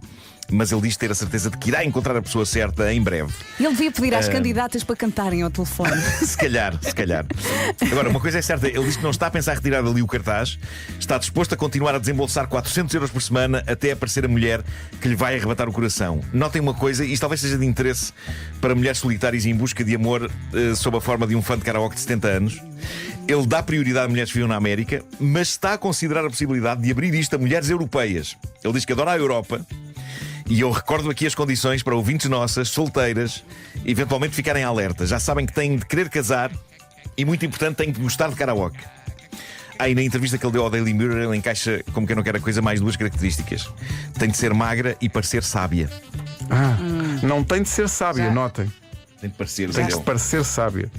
Já está a pedir. Quanto ao que ele pode oferecer, diz ele: sou um bom ouvinte, tenho a mente aberta, tenho uma boa reforma. Ele era promotor de bandas, deve ter tido uma vida bastante rock and roll, não é? E ele diz ainda: estou em ótima forma, não liguem à minha idade. Ele está solteiro desde 2015, após uma relação de alguns anos com uma mulher 26 anos mais nova do que ele. Só que desafinava, não é? Se calhar. Mas o facto de ela ser 26 anos mais nova, diz ele, mostra como tenho a mente aberta, diz ele. Mas ele disse que tinha uma boa reforma. Se calhar devia tirar essa parte. Se calhar. Não atrai as outras todas, não é? Sim. E ele diz que agora quer assentar, quer viver a última fase da sua vida com a mulher certa e cante com ele em bares de karaoke. Não podemos esquecer-nos deste. Esse detalhe é muito importante. Detalhe, claro que sim. Para terminar, moda, quero falar-vos de umas calças de ganga. Umas calças de ganga criadas pelos designers de luxo Jordan Luca, já para a próxima temporada do inverno. Mas o que é que tem essas calças? Começo por avisar, eu vou falar dessas calças. Já muitos ouvintes nossos vão desejar muito tê-las. Malta, estão esgotadas, ok? Estão esgotadas, lamento imenso. Mas já agora vou começar por dizer quanto custavam estas calças. Então. Estamos a falar de uns jeans pelos quais pessoas desembolsaram 585 euros. Bom, então, mas. Ok? O preço não afastou compradores. As calças, como eu disse, estão esgotadas. E agora quero falar um pouco sobre o design e o conceito destas calças de ganga. A grande característica destas calças de ganga é que têm na zona frontal, na zona pélvica, uma enorme mancha. O conceito destas calças de luxo, lamento dizê-lo, é fiz xixi nas calças. Bom. Pretende ser uma calça provocadora. Nós já temos visto as coisas que algumas marcas de luxo têm feito, não é? Design para ricos, feito com base na vida dos pobres. Há malas de luxo inspiradas por sacos de supermercado, por exemplo, ou inspiradas em pacotes de papel de fast food. Mas aqui é outro patamar. Aqui a ideia é tornar a incontinência em estilo. Muito bem.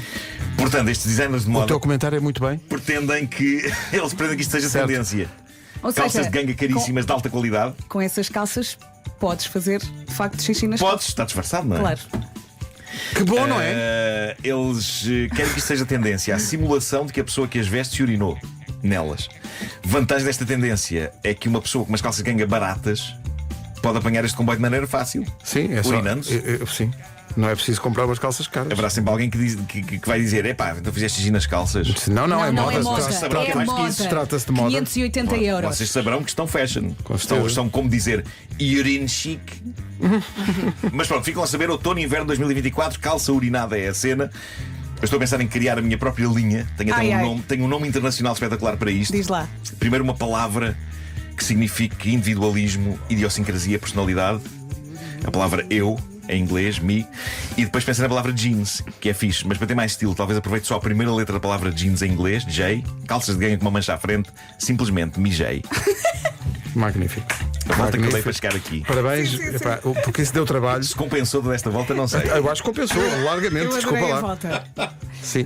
Atenção que há aqui um ouvinte a dizer que tu ainda estás imbuído do espírito da emissão do 25 de Abril, mesmo no duche, porque para ti mesmo no duche o polvo é quem mais ordena. Certo. Ficamos com esta. Ficamos com esta, já não vamos aqui de mãos à abanar. Mas olha que terminámos da melhor forma. Dentro do possível. Deixa-me só dizer que estou com medo da próxima coleção. Pois é, depois do xixi. Agora vou ter que pôr fotografias disto no Instagram. Claro, sim, claro. O homem que mordeu o cão traz-te o fim do mundo em cueca. O homem que mordeu o cão traz-te o fim do mundo em cueca. Título deste episódio: Campismo, uma saga. É simples, mas é o que é. Uma ouvinte nossa, que tem o nome de Reddit adorável de Margarita Frágola. Tem o nome de Reddit. Ela chama-se Reddit. O ouvinte tem o nome de Reddit. Reddit da Cunha. Ela chama-se Margarita. Chama-se não, é o nome que ela tem lá, Margarita Frágola. Traz-nos o. Deve haver um restaurante com este nome, um restaurante italiano. Margarita Frágola, pizzaria. Ela traz-nos o tipo de narrativa que eu sinto que seria também a minha narrativa caso eu um dia achasse boa ideia fazer campismo. Não é uma coisa que esteja inteiramente de parte na minha mente, mas só o farei quando sentir que não tenho mais nada para dizer nesta rubrica. Sinto que eu, Nuno Marco, a fazer campismo será material de que se fazem as lendas. Porque não tenho dúvidas que tudo vai correr mal. Tudo vai correr mal. A Margarita e a sua família são claramente da minha estirpe. São pessoas que não foram construídas física e emocionalmente para certo tipo de atividades, como campismo, mas ainda assim, e sem que ninguém tenha tido o bom senso de sugerir, não seria melhor ficarmos num hotel, decidiram fazer campismo. Zero preparação para isso, mas achavam que estava na altura de o fazer porque, nas palavras da Margarita, é baratinho, é giro para os miúdos, estar junto da natureza, criar memórias, blá blá blá. A questão é, que memórias, pergunto eu, que memórias queremos deixar à petizada? Será que são estas que aconteceram a estas queridas pessoas? Primeiro passo, adquirir aquilo de que é feito o campismo, não é? Que é uma tenda.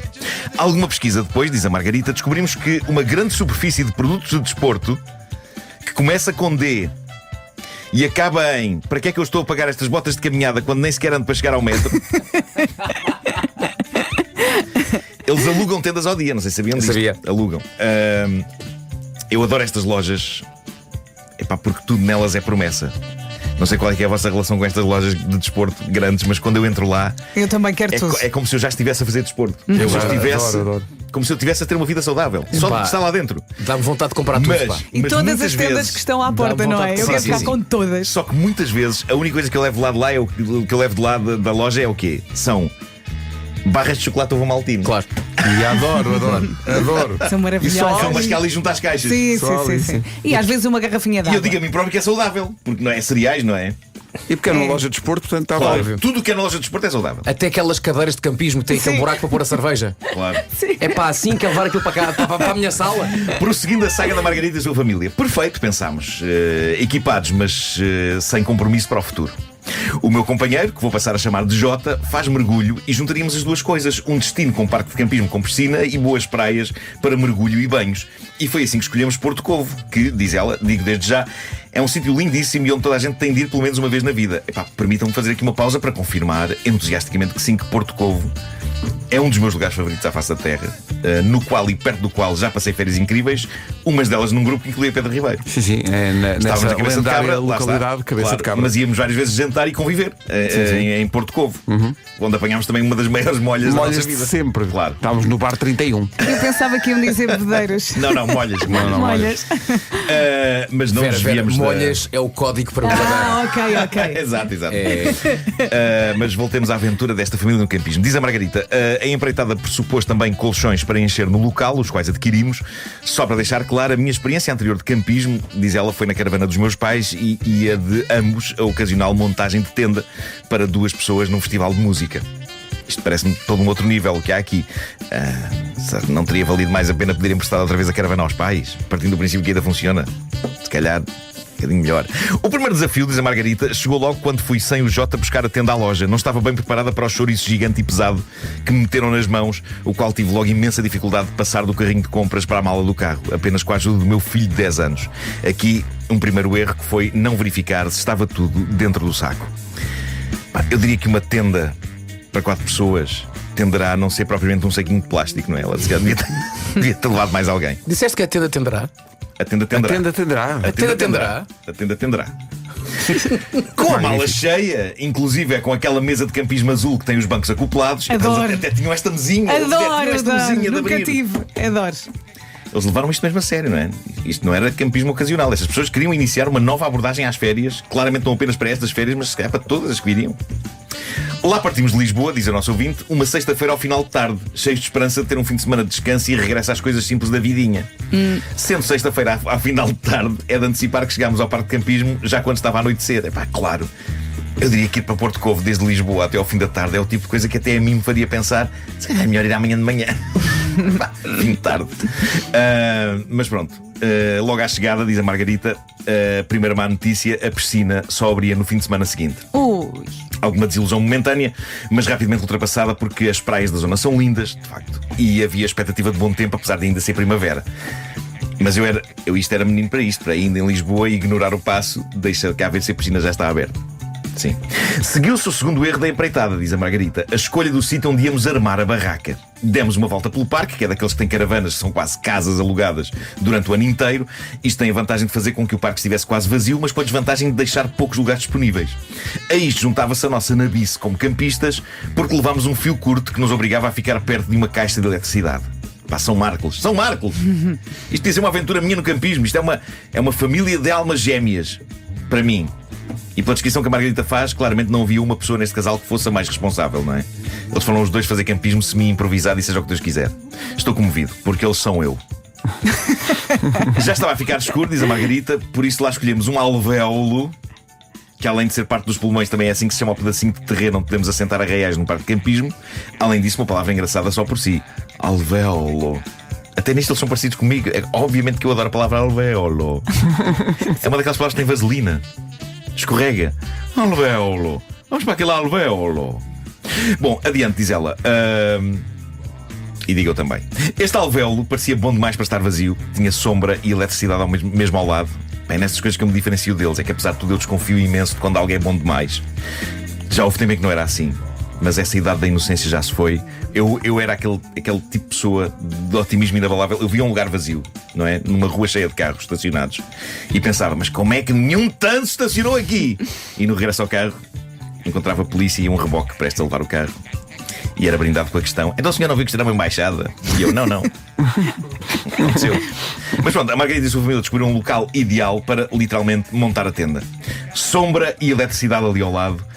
Talvez tivesse, segundo ela, um pouco mais de areia que o normal, mas pronto, no chão, mas ok. Diz ela que começava assim a segunda e mais importante fase da nossa ainda curta epopeia: montar a tenda, toca abrir o saco, tirar tudo cá para fora, verificar logo que faltava a bomba, que estava na descrição do que nos devia ter sido entregue.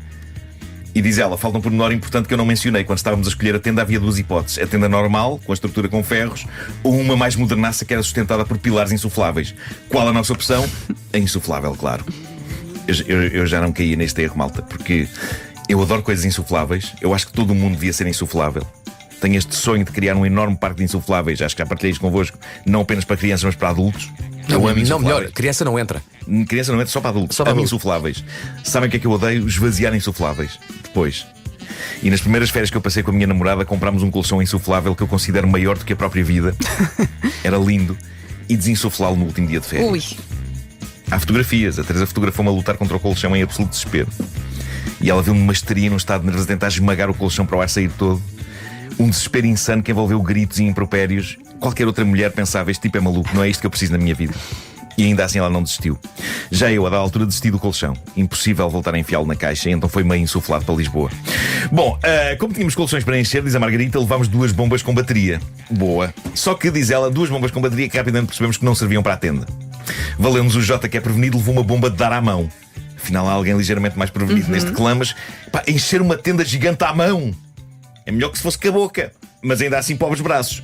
Os pilares insufláveis faziam uma espécie de cúpula que sustentava a tenda, que é daquelas com 2 quartos e uma entrada, espaço comum entre eles. Tinha wall e tudo. Percebemos isto pelo desenho das instruções, diz ela. Eram naturalmente difíceis de entender, estavam presas ao saco, como se fossem uma etiqueta. E é até aqui que este relato se sustenta com alguma lógica, porque a partir daqui foi o caos total. Ótimo, é o que a gente quer. Em primeiro lugar, mesmo com os pilares cheios, a tenda não se aguentava em pé. Demos a volta à base várias vezes, mudámos a nossa ideia de onde seria à frente, noutras tantas. O ponto é que isto está quando não se sabe qual é a parte da frente e a de trás de uma tenda. Péssimo sinal. Procurámos no YouTube instruções de montagem daquele modelo, onde pessoas super sorridentes e com coletes com muitos bolsos demoravam 5 minutos a montá-la, claro. Irrita-me sempre isto nos manuais de instruções do YouTube, que pá, aquelas pessoas fazem com que tudo pareça tão fácil e tão intuitivo e simples, não é? Grandes porcas. Diz a Margarita, convencemos-nos alternadamente que tínhamos trazido um modelo diferente da que estava nas instruções. Entre um ou outro insulto à grande cadeia desportiva e umas chamadas de atenção mais exaltadas aos miúdos, que estavam naturalmente entre a confusão total e alguma excitação febril por ver os pais tão desorientados, a noite chegou completamente e estávamos a iluminar a nossa área de trabalho com as lanternas dos telemóveis. Imagina a luzerna, parecia um estádio. Pergunto a vocês, mas estavam ao pé da eletricidade, porque é que só tinham as pífias lanternas dos telemóveis? Diz ela, é que a chave da caixa de eletricidade só nos era dada quando escolhêssemos o local definitivo onde ficar, e nem isso estava certo. E porquê? Diz ela, pelo meio do desespero crescente, o Jota, o marido, começou a espirrar. E é por esta altura que eu devo mencionar que o Jota é alérgico a gatos. Como é que gatos entram aqui ao barulho? Ela explica já a seguir. Uma inspiração mais profunda, necessária até para nos acalmar, confirmou a suspeita. Cheirava a xixi e a fezes de gato. E aqueles perceberam tudo. Tínhamos escolhido o alvéolo, que era a casa de banho dos gatos locais. Muito bem, bem escolhido. Excelente. Pontaria. Bravo! Excelente. Por alguma razão não estava lá ninguém. Apesar da boa posição no que toca à sombra e eletricidade, mas aparentemente seria eletricidade para o usufruto dos gatos. Que já se sabe que quando faz xixi e cocó, o gato aprecia ler. E à noite, se calhar, só consegue isso com candeeiros. Diz-me que foram para casa. Os gatos não têm telemóveis, mas na minha mente têm livros e candeeiros. Os gatos eram muitos, diz a Margarita, e andavam a rondar. Devíamos ter desconfiado. Toca a mudar de lugar para não perdermos mais tempo. Foi logo para um relevado que não tinha sombra, mas sem rolinhos mal cheirosos à vista, que havia do outro lado da rua. Eles devem ter encontrado muito aqueles croquetes pelo chão, não é? Iam dormir em cima disso. O fio da eletricidade teve que passar a estrada, mas naquela altura pensámos que se lixe. E diz ela, não mencionei o passar do tempo em horas porque é só ridículo, mas digamos que eram perto das 8h30 quando começámos, e às 22h30 pus os miúdos a tratar do jantar. A tenda, a essas horas, nem vê-la, que inferno. Era preciso comer, ela pediu ao filho mais velho, 10 anos de idade na altura, que fosse abrir as latas de atum e esvaziar o óleo. Diz ela que o miúdo apareceu coberto de óleo da cabeça aos pés por um lado. Por outro, os miúdos deixaram o atum a descoberto enquanto os pais se debatiam com a tenda. Diz ela, o que é que eu disse que havia aos montes naquele parque? Claro. Lá estava o que seria uma boa parte do nosso jantar a ser devorado pelos gatinhos locais. Bom, mudado o sítio da tenda, agora só interessava mantê-la em pé. O Jota apercebeu-se tardiamente, dada a hora que provavelmente a tenda tinha sido entregue mal desmontada. Neste caso, a superfície que serve de chão devia estar separada da estrutura, como estava. Chamámos o mais velho e entre ele e eu segurámos os pilares insufláveis o melhor que conseguimos. O Jota conseguiu prender com as cordas e a tenda lá se aguentou, com toda a possibilidade de desabar durante a noite, mas aguentou-se. Porquê é que alguém na história da humanidade inventou o campismo? Pergunto eu. Entretanto, diz ela que passado um bocado estavam os dois a comer o seu triste jantar em pratos de papel empapados e a beber uma cervejinha pouco fresca, mesmo exaustos e sentadinhos na nossa mesa azul com bancos acoplados que mal dá para enfiar as pernas. Acabámos os quatro a rir ao lembrar as horas anteriores. A Odisseia ainda demoraria mais um pouco, connosco já bastante passados pelos miúdos não adormecerem, mas alguém esperaria outra coisa depois de toda aquela agitação. Na manhã seguinte o Jota foi fazer mergulho. Passámos um resto de fim de semana maravilhoso nas bonitas praias de Porto Covo. O arrumar da tenda de volta no saco acabou por ser mais fácil, aleluia, pelo menos fechou. Mas quiçá a grande superfície de retalho desportivo tenha recebido uma tenda toda mal enrolada, com a parte de baixo do chão a cheirar a caca de gato. Quiçá. Ela termina a dizer, voltámos a acampar, façam uma votação e digam coisas. Eu arrisco dizer que não, mas eu digo-vos mais. Eu arrisco dizer que uns sólidos 95% das pessoas que fazem campismo uma vez não volta a fazer. E por isso um abraço aos 5% de fãs de campismo que nos ouvem. Parabéns por isso, malta, e pela vossa persistência. Por acaso já fui muito feliz a fazer campismo na minha juventude. Sim, foi já muito... acampei. Conseguias montar a tenda forte? Sim, sim. Atenção, não vou falar agora aqui da intimidade, mas aqui a questão é a quantidade de ouvintes que vem aqui dizer, Nuno, as bombas que enchem insufláveis têm uma posição contrária para tirar o ar todo do insuflável. Vem demasiado tarde esta informação, não é? Mas a questão é que, mas isso devem ser bombas quê? Daquelas elétricas, não é? Eu só tinha uma de dar à mão. Daquelas Há umas dessas também dá. Também dá para tirar o ar, faz ao contrário, tipo, Não. Oi. Mas é uma Primeiro não achas uma Primeiro é imitação espetacular? Ok? Segundo, obrigado por isso, por ver-te a fazer oi. Pareceu, eu gostei disso. Não, há umas que têm 2 buracos. Não, a minha não tinha isso. Há umas que têm. Isolámos este diálogo. Isolámos só esta parte. Mas é verdade, há bombas que têm 2 buracos. Está bem, deixa-me só ver o que é que o Diogo tem a dizer em relação a isto. Eu há bocado comi 2 ou 20. Bem, temos que avançar. Que isto perdeu-se agora. Olha, eu quando vim para esta rádio, isto era uma rádio Isto era séria. respeito. Era uma rádio decente. Não era uma rádio esta baderna. Era uma rádio que queria chegar à liderança, mas com maneiras. Não é esta baderna. E para, da minha parte, eu sinto que estou limpo. Eu só simplesmente contei uma história de campismo. Começaste a falar em buracos e coisas. Que até terminou bem. Foi. Sim, sim. Lá por ter falado em buracos, agora a culpa é minha. Olha agora. É. O homem que mordeu o cão traz-te o fim do mundo em cuecas. O homem que mordeu o cão traz-te o fim do mundo em cuecas. Título deste episódio, cara nova, não faças nada. Estou por falar desta notícia há dias, isto é magnífico. Desde que esta rubrica começou, nos idos de 1997, que eu adoro partir à descoberta de campeonatos de coisas bizarras. E desde o início, que há alguns que se tornam clássicos instantâneos. A corrida colina abaixo atrás de um queijo, mesmo um deles. Olha, falaste recentemente, eu não estava cá, falaste recentemente do campeonato de imitação de gaivotas. Por exemplo, Sim. ok, por exemplo, esse também foi Tínhamos lá um aqui. português. Ganhou, Não claro, sabia disso. Saiu Temos, vitorioso. eu acho que ainda temos aí o som. Saiu vitorioso. Sei lá, a prova em que maridos levam as esposas às cavalitas, mas de cabeça para baixo. Esta Pedro já deve se lembrar. É mesmo início isto. Clássico. A cavalita Estónia. Ou, mais recentemente, os assustadores campeonatos de bufetadas na cara. Modalidade esportiva que anda a ganhar bastante tração na Rússia. Aguenta e não chora. Com o Vassili. O campeão é aquele enorme de olhos claros. Bom, o que se passou há uns dias na Coreia do Sul é uma prova que acaba por ser o contrário de tudo isto e é fascinante. Aconteceu em Seul, juntou 100 participantes, cada um deles ansioso por sagrar-se campeão nesta modalidade. E qual é a modalidade? Malta, preparem-se que isto é bom, hein?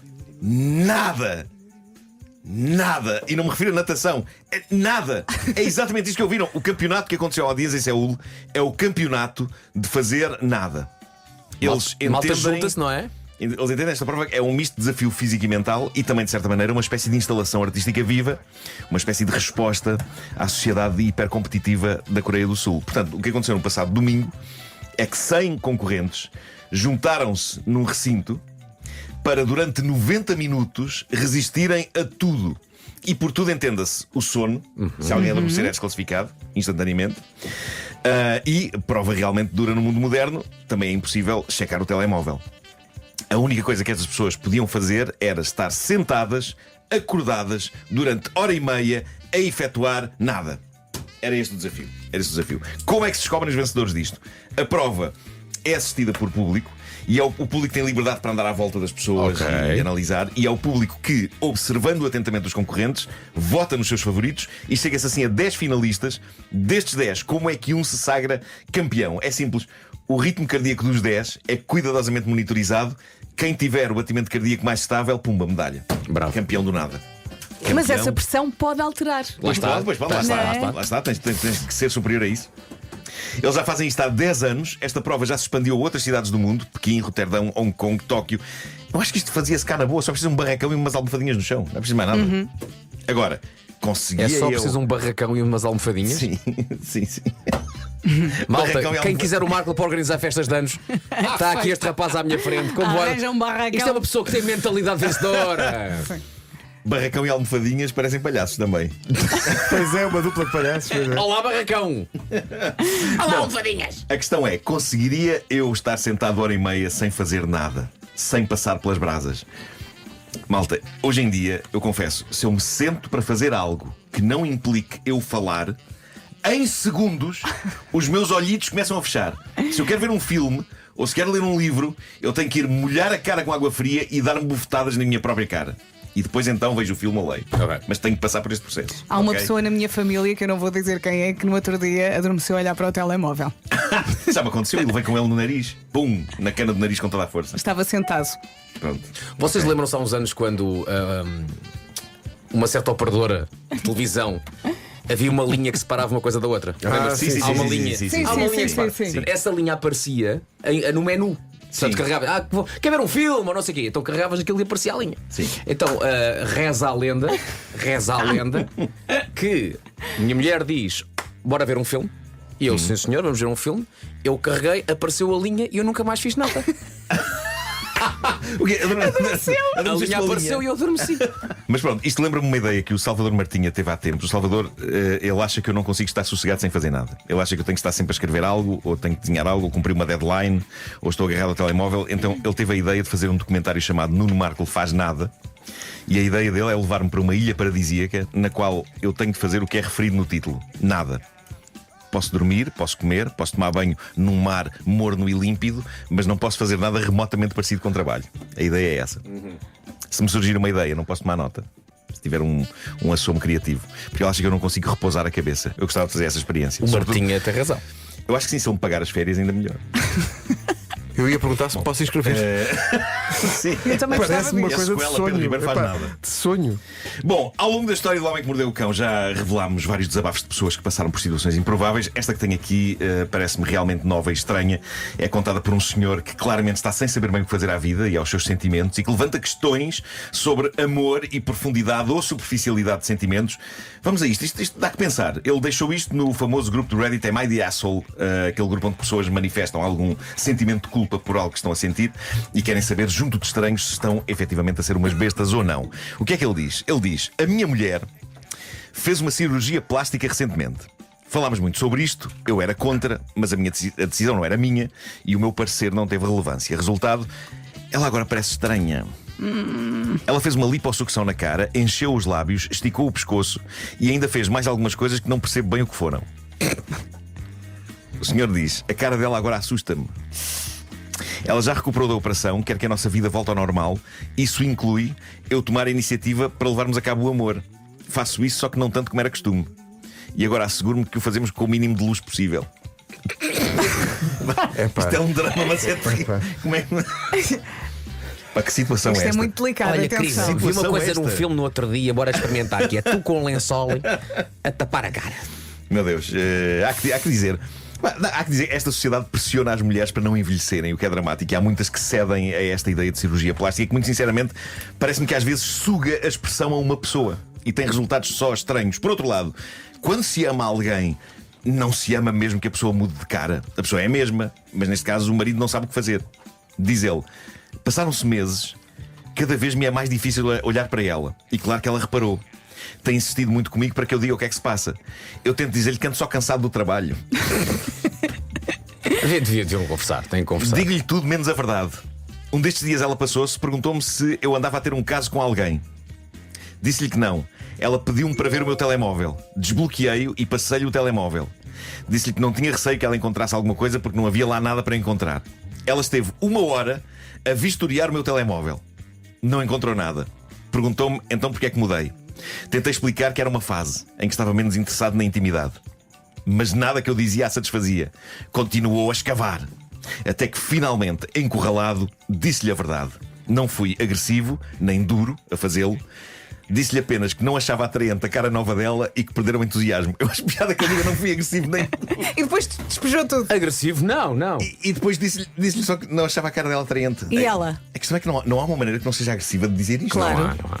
Nem que ele tivesse dito isto ao som de Vivaldi. Não é? Tipo, preparava uma coisa bonita. Não. Depende da estação de Vivaldi. Exato. O inverno é tramado. É tramado, por acaso é. Mas isto é tramado de dizer e é tramado de ouvir. Continua ele. A reação dela, antes de tudo mais, foi perguntar: é por isso que agora fazemos amor com as luzes apagadas? Eu respondi: sim. Ela começou a chorar, disse-me que precisava de um tempo sozinha, saiu de casa, foi passar uns tempos com a irmã. Desde então que sou insultado de todos os piores nomes que existem desde que isto aconteceu. A irmã dela diz que eu sou um pedaço de fezes, por insultar o aspecto físico da minha esposa. Os amigos dela todos dizem que eu sou uma besta. Eu tentei não dizer nada. Eu tentei aceitar, mas não consigo forçar-me a achá-la atraente. Ainda a amo, só que acho a cara dela estranha. Esta história é dramática, mas a última frase que ele diz, eu confesso que me fez rir. Ele diz o seguinte: é que ela parece o extraterrestre azul do filme O Quinto Elemento. Bem, o extraterrestre azul. Eu espero que ela não esteja azul, apesar de tudo. Eu já não vejo O Quinto Elemento há muitos anos. Tive de ir ao Google reavivar a minha memória sobre o extraterrestre azul. É aquela cantora de ópera. É a cantora de ópera, não é? Sim. É azul, é careca, tem uma espécie de uns tentáculos a sair dos lados da cabeça. Ai, meu Deus. Cabeça que ao mesmo tempo é longa para trás, tipo Alien. Se foi este o resultado da operação plástica, eu não consigo dizer se isto foi um péssimo cirurgião plástico ou um excelente artista conceptual de ficção científica. Mas, epá, à parte disto, eu juro-vos, eu não sei como é que se sai desta situação. Não sei. Eu percebo perfeitamente a dor dela perante as palavras dele e percebo que é tramado ele ter de aprender e aceitar habituar-se à cara nova dela. Mas como? Ai, que horror. Como é que se sai disto? Alguém tem uma ideia? É que ele está ali numa luta e ela, coitada. Eu não vou dormir hoje a pensar nisto. O homem que mordeu o cão traz-te o fim do mundo em cueca. O homem que mordeu o cão traz-te o fim do mundo em cueca. Título deste episódio: Carvão e Caca. Lindas histórias de Natal. Ele até olhou para cima. Foi sim, olhei para os céus. Esta edição do Homem que Mordeu o Cão contém algumas descrições nojentas, hilariantes, mas nojentas. Mas vale a pena. Vale muito a pena. Fica o aviso para quem está a comer o seu pequeno almoço. Faça uma pausa, se calhar é melhor. Eu diria que vai valer a pena. Há um grupo de Reddit a pedir às pessoas que contem as suas histórias mais cómicas e estranhas de Natal. E há de facto umas joias que vale a pena partilhar convosco. Começando com um dos planos mais cruéis que já vi irmãos ter para com irmãos. Convém enquadrar isto com uma coisa que, pelo menos na minha família, não sei como é que era na vossa, era dita frequentemente para nos portarmos bem, eu e a minha irmã. Ou seja, para alturas de Natal dizia-se que, se não nos portássemos bem, quando chegasse o Natal, recebíamos como prenda pedaços de carvão. Não é? Um clássico. Eu lembro-me de não dar parte de fraco quando ouvia esta ameaça. E lembro-me de dizer, pequeno fanfarrão: para mim, ótimo, que o carvão é ótimo para fazer desenhos. Eu ia aproveitar o carvão para desenhar, dizia eu. Quando na verdade queria o castelo de Grayskull dos Masters of the Universe. Hoje em dia o carvão ajudaria na lareira. Sim. Para cutucar. Fazer uma boa lareira. Mas pronto, quem me ouça agora fica a pensar que eu era um delinquente juvenil, mas eu não me portava especialmente mal. Tive as minhas fases, mas não era Denis o Pimentinha. Mas pronto, esta ideia de que quem se porta mal recebe carvão no Natal é bastante universal. Creio que, na prática, ninguém que tenha sido ameaçado com o recebimento de carvão na consoada alguma vez o recebeu, exceto um miúdo. Reparem o que conta esta pessoa no Reddit. A minha irmã e eu ficámos acordados até muito tarde na véspera de Natal e decidimos remover de debaixo da árvore todos os presentes do nosso irmão mais novo. Escondemos tudo num saco, estrategicamente escondido atrás de um sofá. Tinha ele 8 anos de idade. O resto da noite estivemos meticulosamente a embrulhar, de forma linda, em caixas e com laços e tudo, pedaços de carvão que pusemos no lugar dos presentes dele.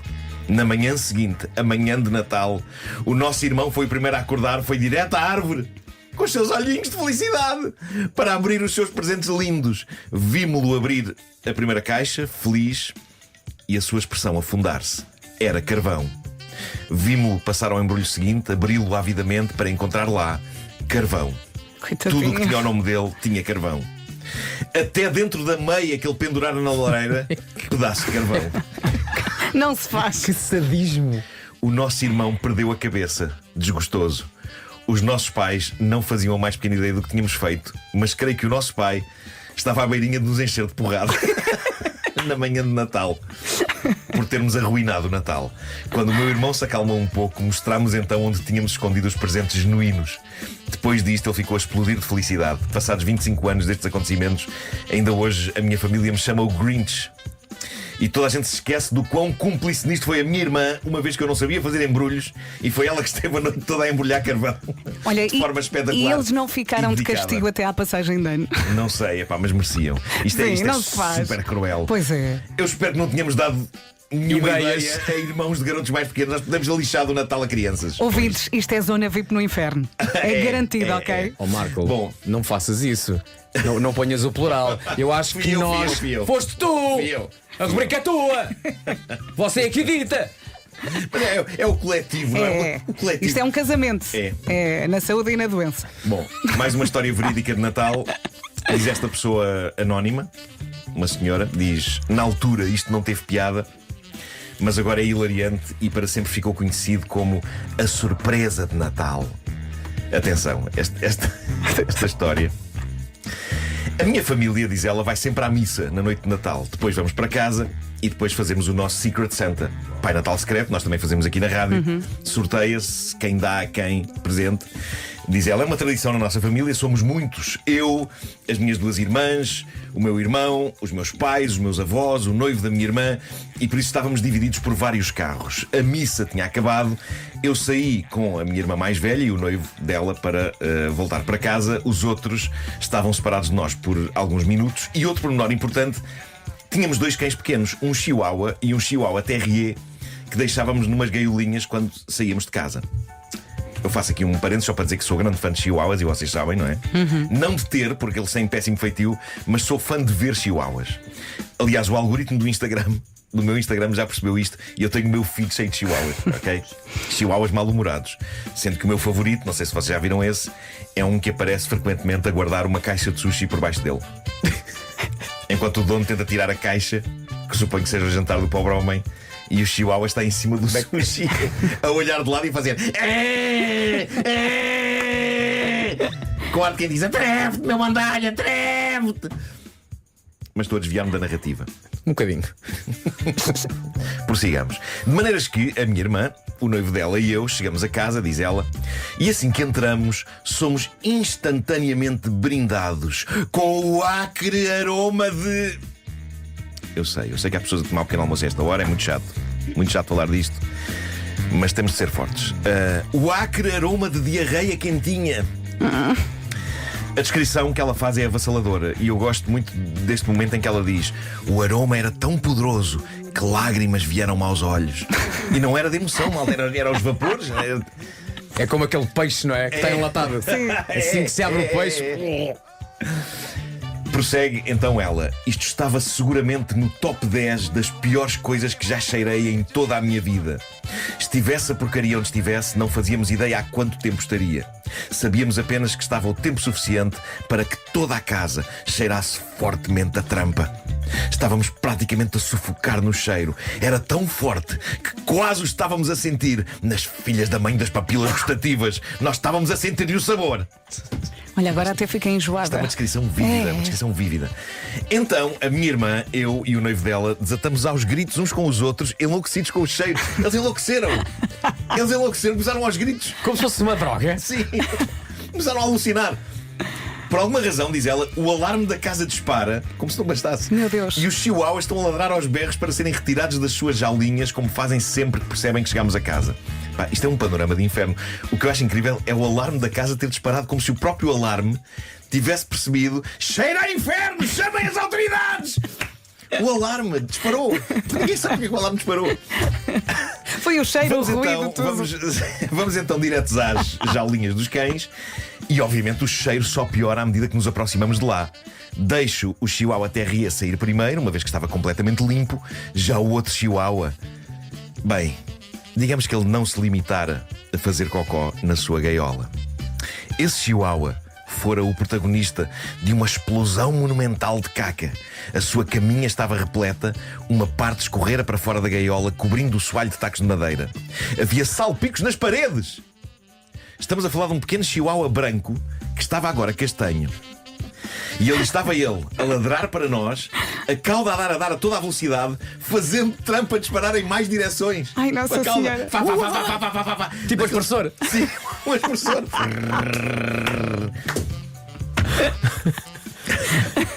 O chihuahua estava ansioso para que nós o soltássemos. E ali estou eu, no meu vestido mais bonito, diz ela, saltos altos, contendo-me para não vomitar, a tentar perceber como dias vou tirar o chihuahua da gaiola sem que ele largue cocó líquido por toda a casa, mobília e pelo meu lindo vestido da consoada. Para que eu disse.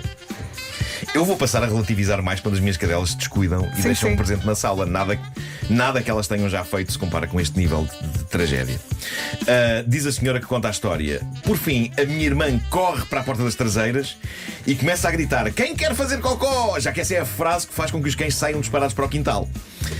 O chihuahua saiu tão disparado que nem deu tempo de espalhar muita sujidade pela casa. Ficou apenas um rastro de algumas gotículas desde a gaiola até à porta. Por isso essa parte podia ser pior. Mas a gaiola, o chão, as paredes à volta, tudo está um caos. Aquilo não era uma pintura de Pollock, era de Cocolock. Eu vendia a casa.